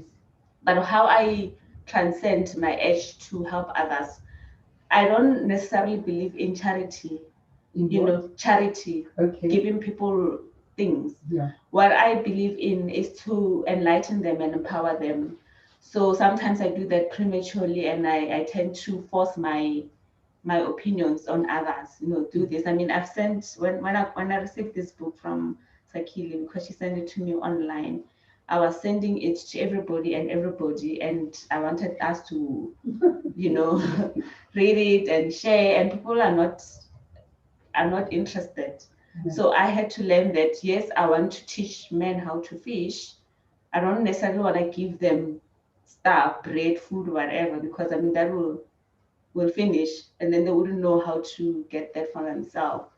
So my intention is to teach them, but often I find that I do things prematurely, or I force things on people, and thereby cause my environment to not be conducive for me. So ever since I have let go of my opinions, my interpretation on what people need to learn and how they need to learn it, I find that there is a certain peace that has come over me, because I know I'm responsible and I need to transform myself. That's what I came here for. And as Shakila says, when they see the light like a tower in the water, you know, like the lighthouse, then people can look towards the lighthouse and want to have you know, what I have rather than me forcing a change on them. Well said. You can't force anyone else. Something I want to bring up just now about compassion. I can't remember what you said, but I mean, people do a lot of good for other people and animals. Like for instance, there's BCA and a lot of, you know, organizations for people. But they wouldn't do that without compassion. So I know it's all an illusion, but still, surely you can help people. You can. Yes, But the people it's and how you're animals doing of it. this earth. You know, what state of mind are you in? Are you doing it because you're like, oh, this is terrible and suffering and I'm trying to alleviate the suffering? Or are you doing it just going, I'd like to extend love to these people? And I realize that this isn't really real. Their suffering isn't really real, but maybe I can be a light to them. Maybe I can show them, you know, a way out of the darkness. As you said, you know, to try and empower them, to try and get them to change their mind. That's the ultimate help. Not everyone is ready for it. But you know, the greatest, it's interesting, if you look in human history, the people who have made the most impact with their lives are the people who taught truth. Jesus, Buddha, these are the people whose legacies have lasted for thousands of years. The people who are political leaders or whatever in their time, well, no one really remembers them. You know, they didn't make a lasting impact, because that's the level that everyone actually needs help on, is the level of the mind. And okay, are you going to correct your mind? So if you can do that and, you know, help people in that way, great. If you can't, like, you know, something comes along and, you know, you could help someone or not, physically or in whatever way, then just do what love calls you to do, what feels, you know, right in the moment. I remember last year, a chap knocks on my window outside a yoga studio, and he was really desperate. He was like, sorry, my brother, and he's crying, like, you know, I'm here and I got stuck in Joburg and I come down from the north and I don't have any money. I slept on the street for 2 nights and I need, you know, 90 Rand or whatever to get back home. I've got so much, but I've got to catch a bus to get back home. And that it could have been a story. I mean, they've all got their story, but something in me was just like, okay, I could help the guy. I've got the money. That feels right.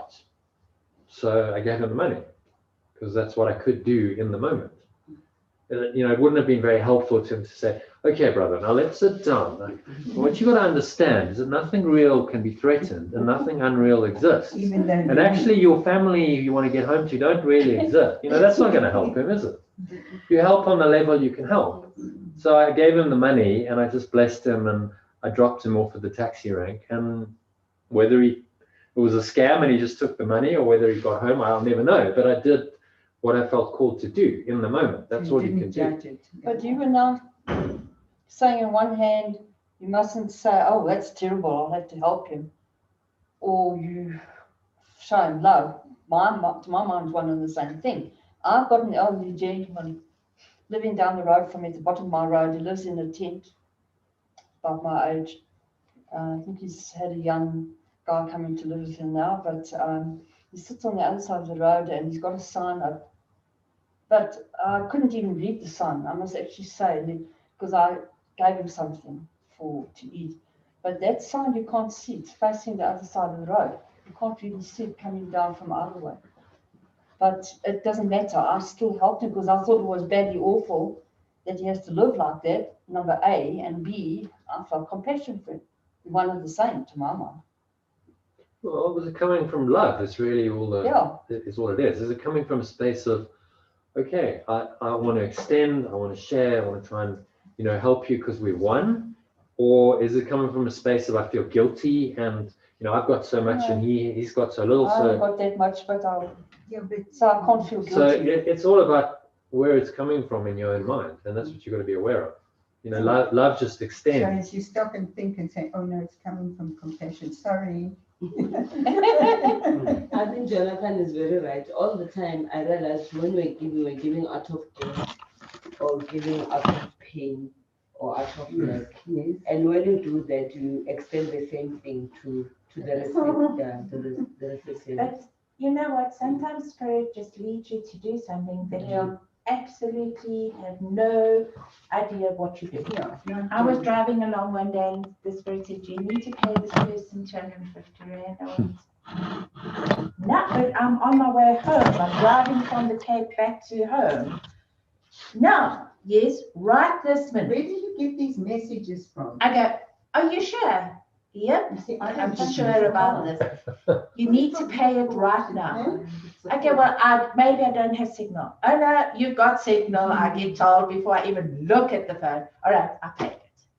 The minute I paid it, it was like, there was something that just happened to me, like this piece just happened. I had no idea what it was for, I had no idea why, I just did it. So there are times Spirit leads us to do things not for compassion, not for your own benefit, not for anything, but for that moment, Spirit is answering somebody else's need. Yeah. Spirit is answering somebody else's prayer. Spirit needs you to be the instrument to do what Spirit asks you to do. It's not about giving, it's not about compassion, it's just about listening to your heart and knowing that in that moment, nothing is more valuable than just obeying the answer. So, I'm actually going to interfere here. I think the lines we just read, I'm responsible for what we see. Let's go around just reading it 2 or 3 times, each one reading one line. So all you do is read it, and we're only going to read, I'm responsible till the beginning of the next chapter. And just keep going around, you'll see the energy that will begin to grow. The beginning of the next section. Yeah. Oh, So the next from paragraph. to the beginning of the next paragraph. So just keep going around.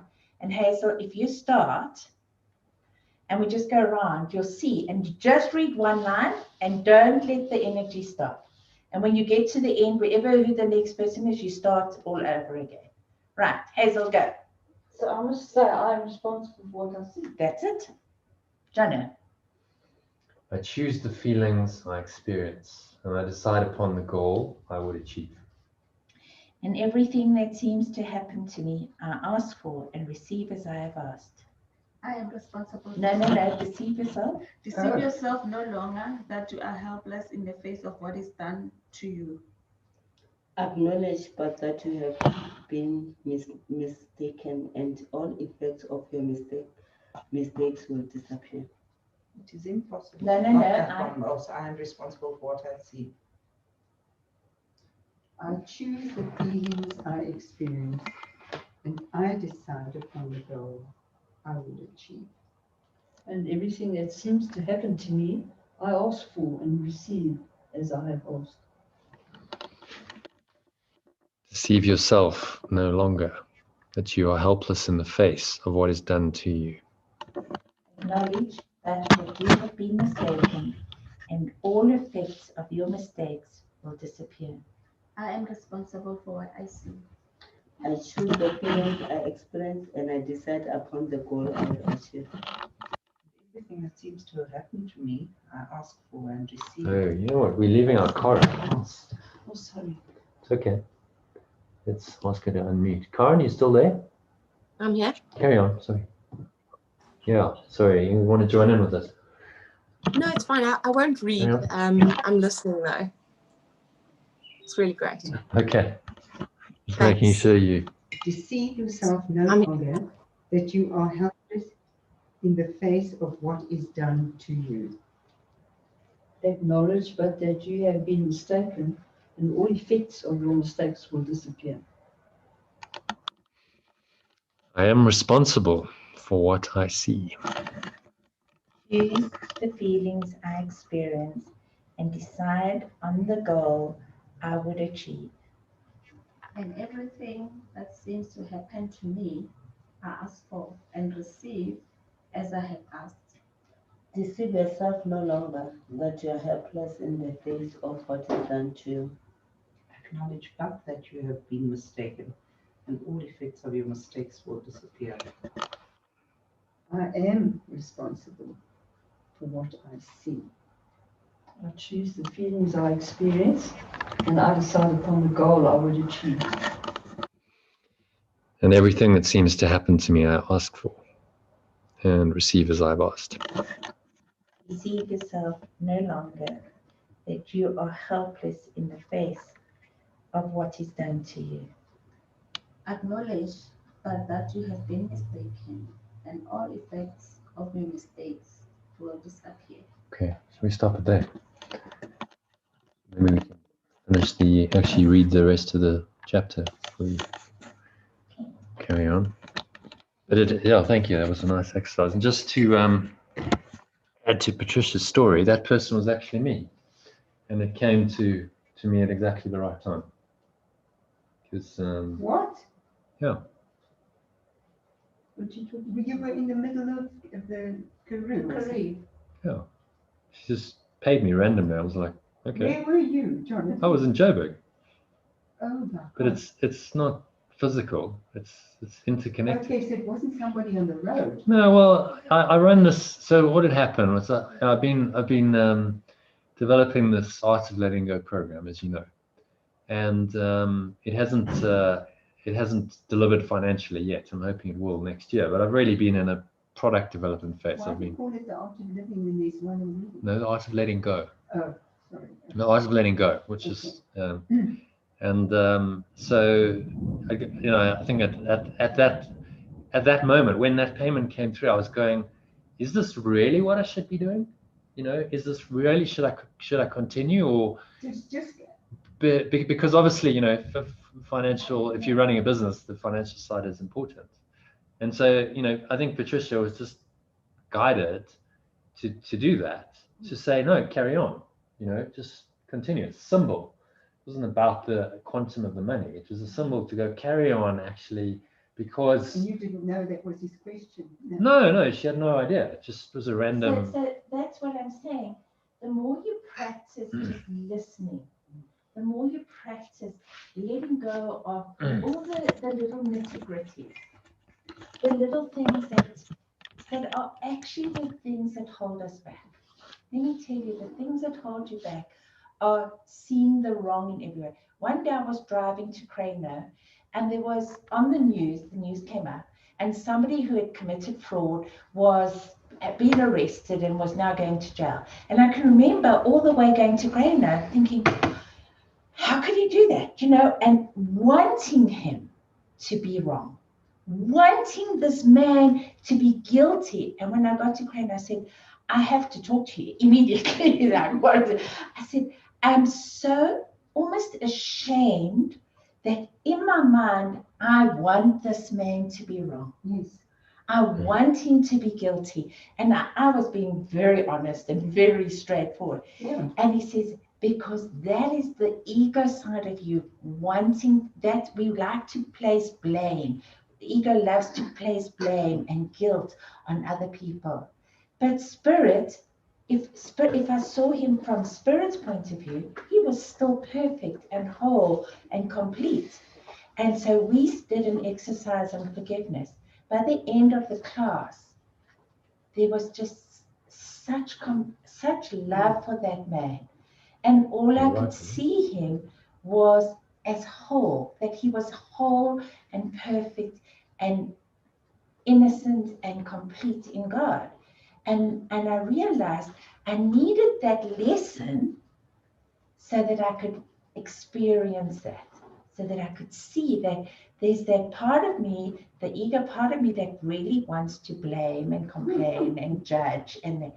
But the minute fortunately, I was going to Craner, and we could really spend time with it and then begin to let it go and do forgiveness and see that it was just my own ego, my own judgment that was. Exactly. Gary Renard. Are you familiar with Gary Renard? Yeah. The guy who wrote Disappearance of the Universe. So he goes, I just watch the news for mind watching. I watch the news, and I just use it as spiritual practice.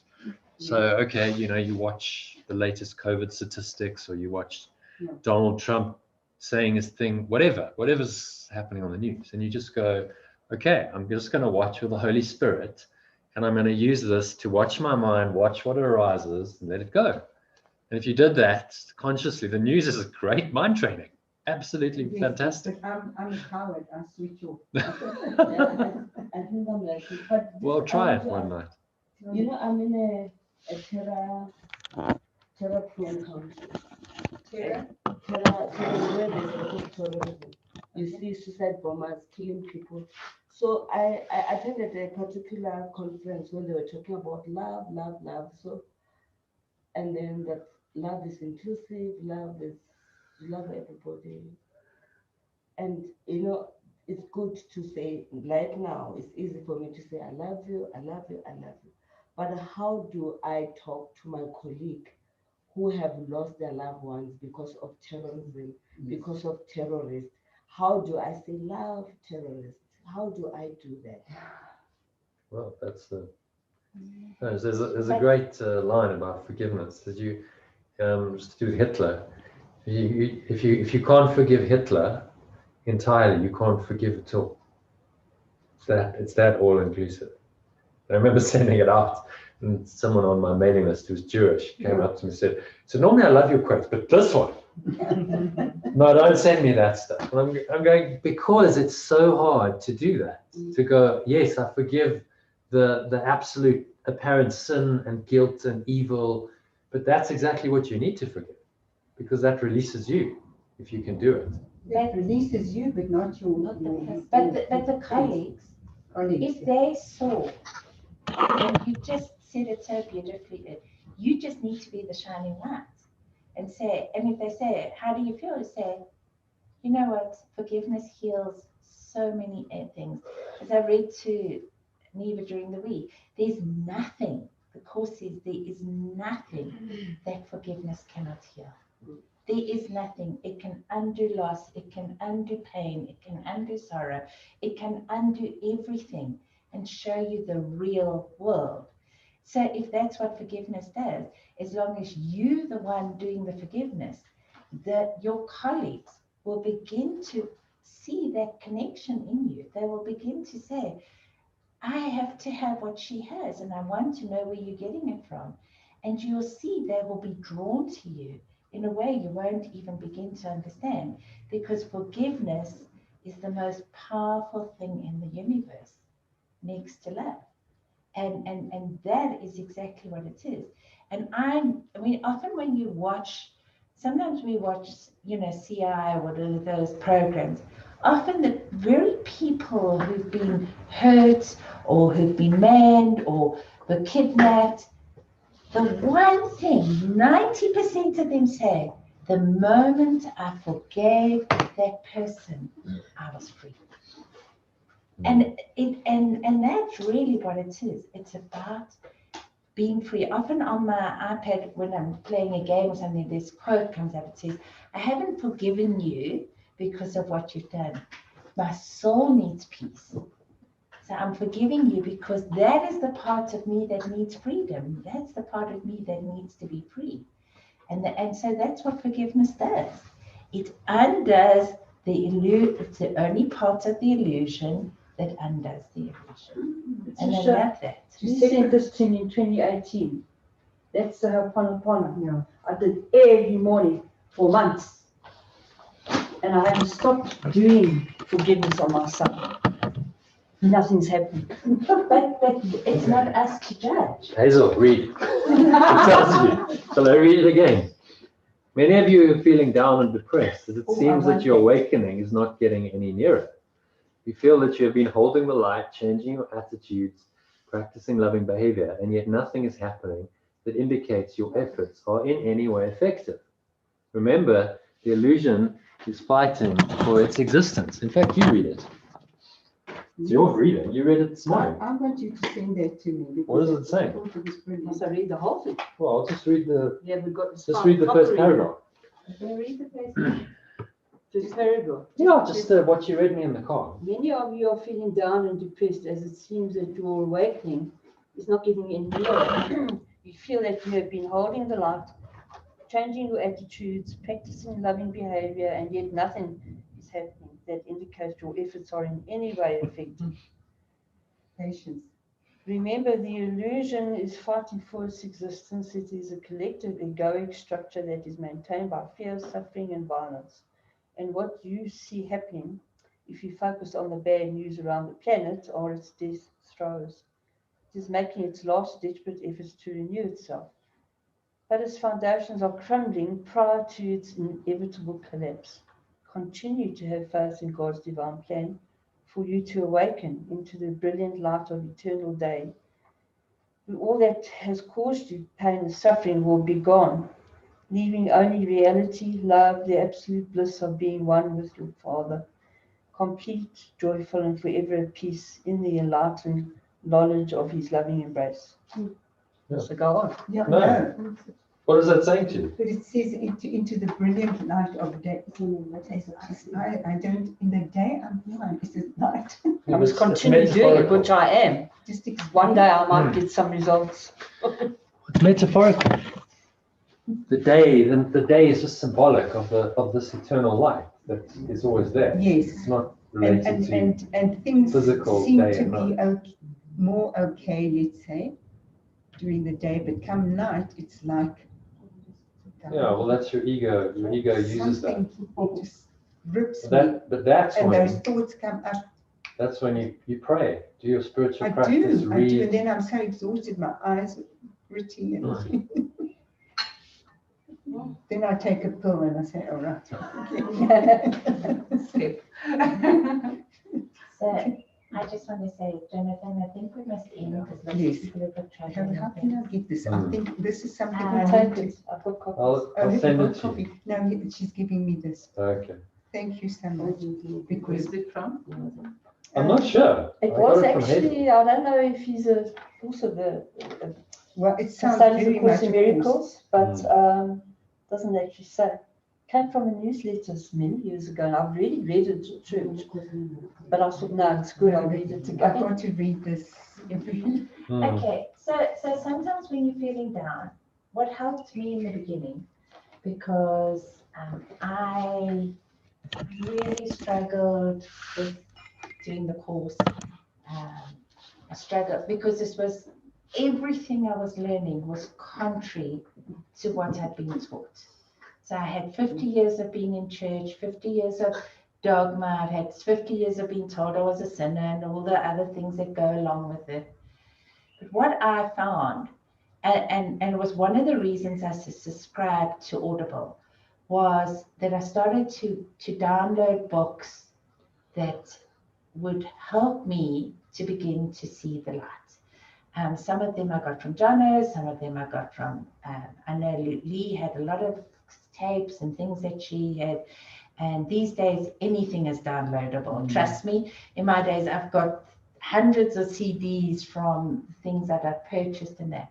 But what I found was, all I needed to do was take any of these teachers, whether it's Wayne Dyer, Louise Hay, Marion Williamson, any teacher that is teaching the part of the truth. And some of it I didn't know. Some of it I didn't understand. That was my thoughts. I didn't understand. I would put that CD on and I would just listen to it over and over. And all of a sudden, there was a moment I go, oh my God, I get that. I really get that. And all I was doing was breaking the habit of my mind running wild in my head. So I was listening to something, and as soon as I found that chaos was beginning, I'd find a CD and I'd put it on just to remind myself that that's not who I was. And that's what you need to do. Even if you fall asleep with the CD, even if you do, because as Louise Hay says, your subconscious is hearing what is being said. And I remember one of the first things I ever had to learn was and I want to tell you, this was one of my biggest fears, was what other people were thinking and saying was none of my business. And I'm going to swear, was none of my fucking business. And in fact, the guy said, what you really need to do to learn that lesson is take yourself and put yourself in the most sleazy hotel that's filled with cockroaches and rats. And when you've learned the lesson, I promise you will leave with all the love and joy you have. Because when we think what other people think and other people say, and other people's opinions of us is important, they're not. The only person whose opinion is important is your own. And when people used to walk off, especially my family, and I come from a really big family, they wander off, I go, oh, they're talking about me. But they weren't. They were just having a conversation. But the lie that my ego had taught me, but that was one of the first lessons. And that, when I heard it, I must have heard it 100 times. And one day I said, oh my word, I get this. And I just started practicing. What other people think and say about me is none of my fucking business. And you know what? What a relief. People can go do whatever they want. They can say it in front of me. I go, still your opinion. It's not mine. It's not my opinion. And really, you need to stop the chatter that's going on inside of your head. Usually guilt related. So, to those to you, you've got an iPod with so many talks on. Just irritating. Just one sentence sometimes, and it helps me.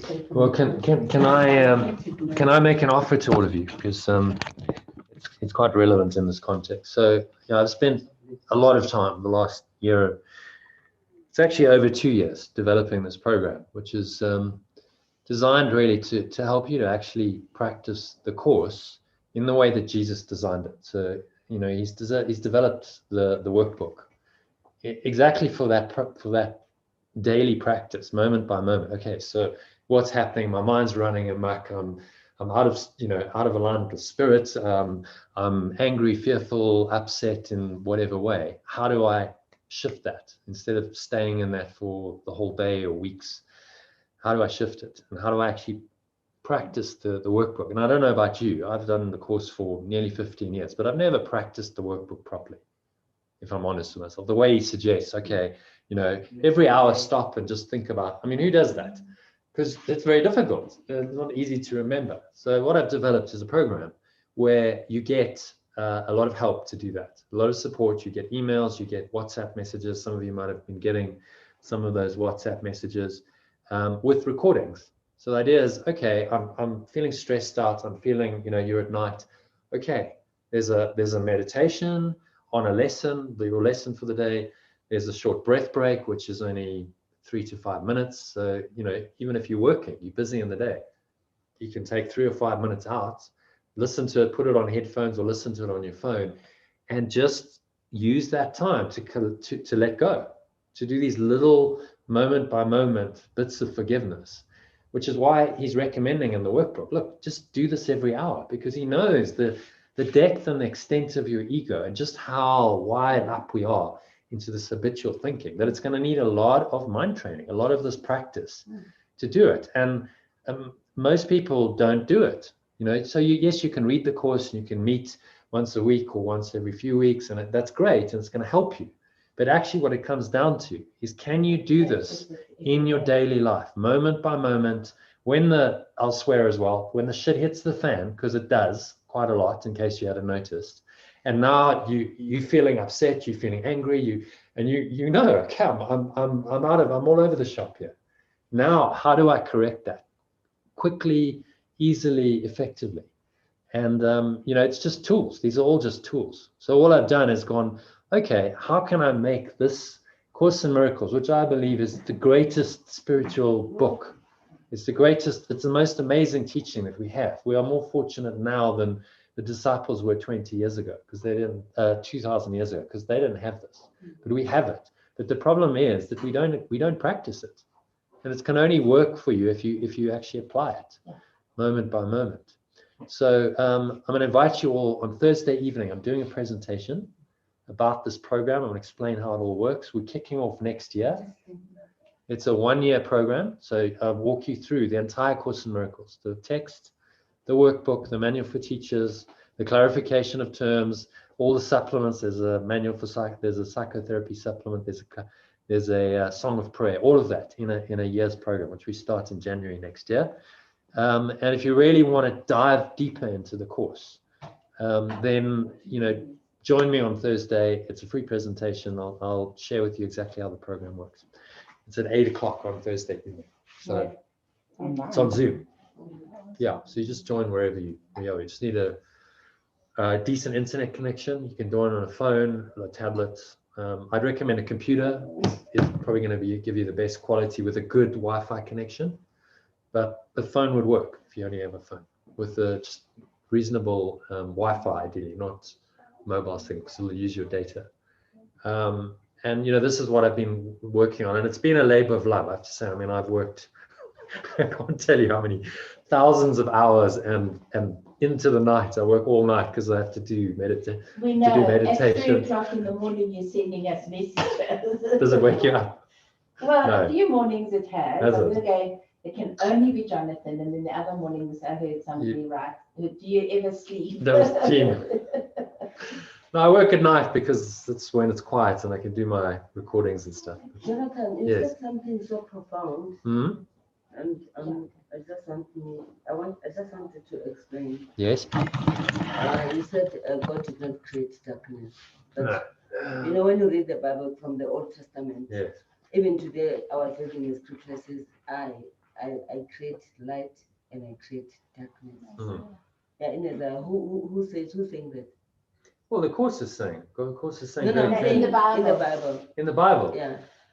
Well, remember the Bible is whoever wrote that particular passage was writing it from their state of awareness at the time. So, in their view, God created light and darkness, because how else do you explain darkness? But the problem is, as soon as you do that, well, now God is a schizophrenic God. God is a psychopath, because one moment he can love you, and the next moment he's wanting to destroy you and kill you. And Jesus just looked at this. And he decided he had to, because this is the problem. This is the entire problem of spirituality. Okay, so if there's only light and only love, then why is there all this darkness in the world? Why all the pain and the suffering and the death? And that's the ultimate problem. So Jesus sat down and he said, I'm not going to move until I've solved this problem. And he sat for apparently 40 days and 40 nights. We don't know. The story went into the desert. And he said, I'm going to sit until I get the answer. And eventually he did get the answer, because if you meditate and contemplate on the truth, eventually the Holy Spirit's going to come through. The Holy Spirit said, you're right. God didn't create the darkness. God didn't create all this evil and chaos and so on that you see in the world. So then he says, well, who did? That's the obvious next question. Well, who did? And the Spirit says, you did. And who's the you? It's the ego, the little self. This little self that wanted to usurp God, that wanted its own identity, that wanted to be special and individual and unique and separate. That's what created the darkness. The part of you that said, no, I don't want the light. I don't want to be loved. I want my own identity. I want to play that I can be separate, and I've got free will, that I can make my own decisions. I don't have to just do what God tells me to do. I can do what I want to do. That's where it came from. And Jesus worked that out. He was one of the few who did really understand that. And he said, actually, God had nothing to do with your illusions. Nothing at all. So in Genesis, they're saying in the beginning, God created heaven and earth. Yeah, it's just not true. The Course actually says this world was made as a defense against the truth. Or the Genesis. No, No, this of course. world, the whole of this universe was made as a defense. So can you imagine how much power you have? But we waste so much power making everything real. So when we're driving through a beautiful forest and it's all beautiful, I mean, oh, it's so lovely. But actually we created it. And we created it beautiful so that it would be a defense against the truth. And it will die. And You go and that's walk into any forest, there's decay everywhere. everywhere. So anything that can't last can't be made from God. And this world, we all know that universe is expanding, everything's going to at some point collapse again. And so the Course says that this world was made as a defense against the truth.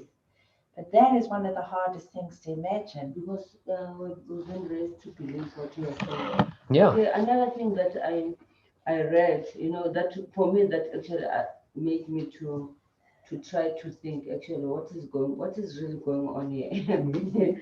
It says God created Adam, and then from there Adam was made to sleep, and since then he never awoken. Yeah, that's a great line. So for me, I'm like, okay, Adam is still sleeping, so that means I'm also in that trance. Yes. Correct. Yeah.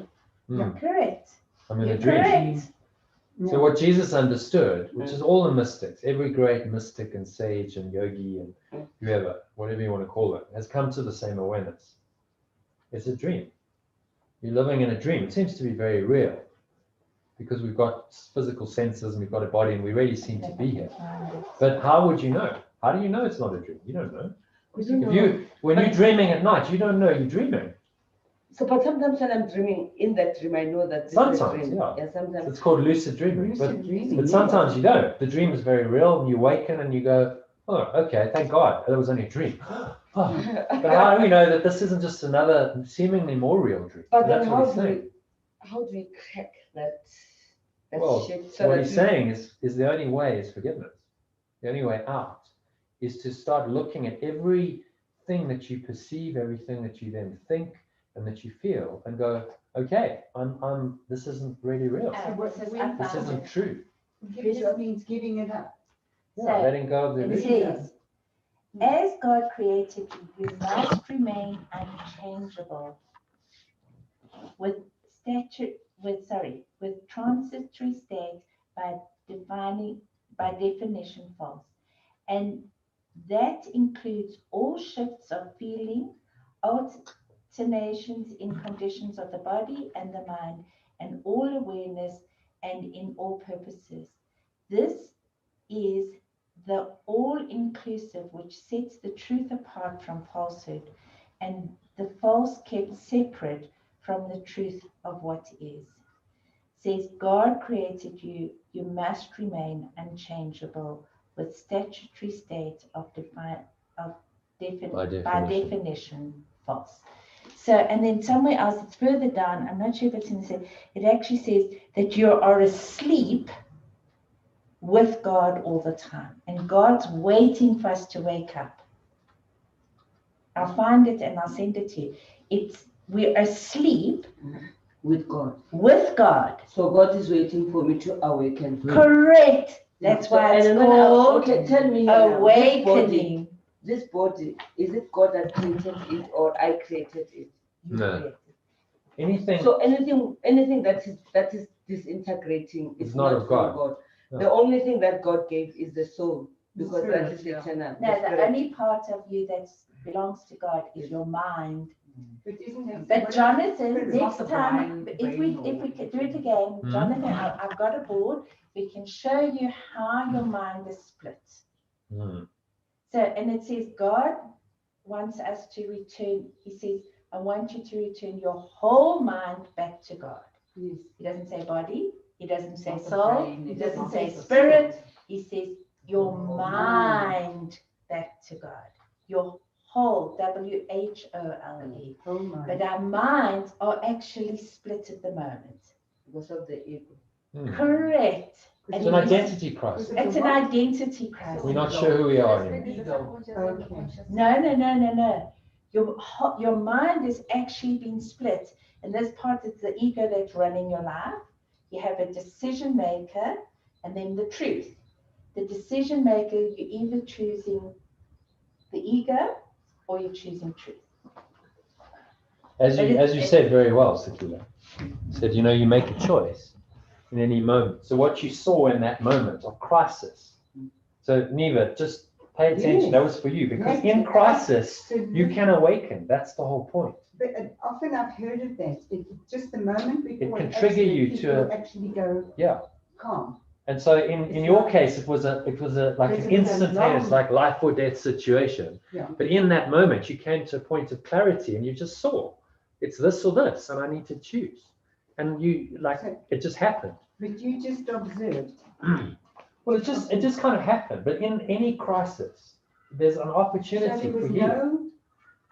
No, I didn't have any emotion of fear, or what? I was just So, It's because it was so intense. That I'd happens quite like a to lot. share how spirit is always with you. Never thought about it until a But you little said while the ago. accident, Well, the in plane before I even started to go to Terry, I went to Namibia with a boyfriend. And we had driven up through Namibia just before Christmas through Botswana on the hottest day of the year, like the 20th of December. We were in a car, it had no air conditioning. We had wet towels on the seat. We were dripping with perspiration. So we decided, no, we're coming back at night because at least it's a bit cooler. So we passed the border at about 10 o'clock at night because they closed just after 10. So we got there just in time to get through the border, but right at the very top of Botswana. And we started driving and I'd fallen asleep. And I was in a deep, deep sleep. It was cool, windows were open, lying comfortable, sleeping. And I heard this voice go, Patricia, wake up. No, I'm so comfortable here. Patricia, wake up. Clear, clear, clear, clear. Like your mother waking, you know, in your morning you have to get up. No panic. No panic. Patricia, wake up! Stop! And my boyfriend put his foot on the brake and we stopped. It was dark. It was so dark you couldn't see your hand in front of your face. And he said, what's the matter? We stopped and I exaggerate not, this far from the biggest black ox standing in the middle of the road on the Botswana She road. would have hit. And we would have hit, we would have been dead. Mm. Now, I know It was the that Holy that was Spirit. the Holy Spirit saying, your time is not up yet. Mm. You have so much to learn. Wow. So I wanted to share that story because it's quite, But it was interesting because it was a double meaning. yes, like, Patricia, wake up now. But actually wake up. Wake up in and that spiritual terms voice, as well. it was very quiet. They're not so quiet there. Patricia, wake up. And I sat up. I didn't know what I was saying. I just went, stop. He hit the brakes. He didn't know what he was doing. And I have never seen anybody more white. He said, you know that you just saved our lives. I said, no, I didn't. Spirit, something inside of me did, but I, as a person, didn't do that. Mm. But I wanted to share that because it's actually a very powerful story Yeah. of if we listening and we're quiet, even though I had never done any of this work. Yes. None of this. Just before the course. Long before, I think it's 2008. You started by then, hadn't you? No, I started in 2006, was the very first time I went to Terry. And this is about 2004, actually. Oh, okay. So it was quite a few years before I started the course. But I just wanted to share that Spirit really, really loves you. And if we're willing to listen, He is actually Were you there. searching at the time? No. I couldn't have been further from the truth if I tried. I can't. I was living with a guy, I was married to my husband who I wasn't living with. So what do you think? He was asleep. Literally figured it out.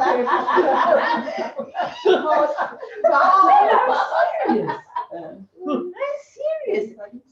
So you see, we never know. That's why it wasn't my time to die, that's for sure. And Spirit needed me to learn this. I need a revelation.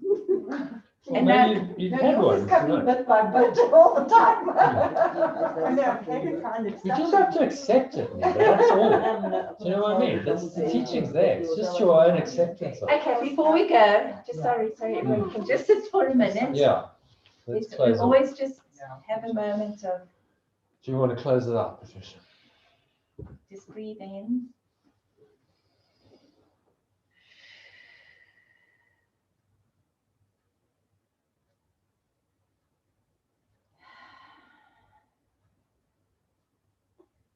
Just want to say thank you to all of you for your presence here today, for the Holy Spirit's presence, and for everything so every one of you contributed. It has been a truly, truly awesome day. And I just want to thank you. Thank Spirit. And thank Love for loving us so much that you never stopped calling us home to you.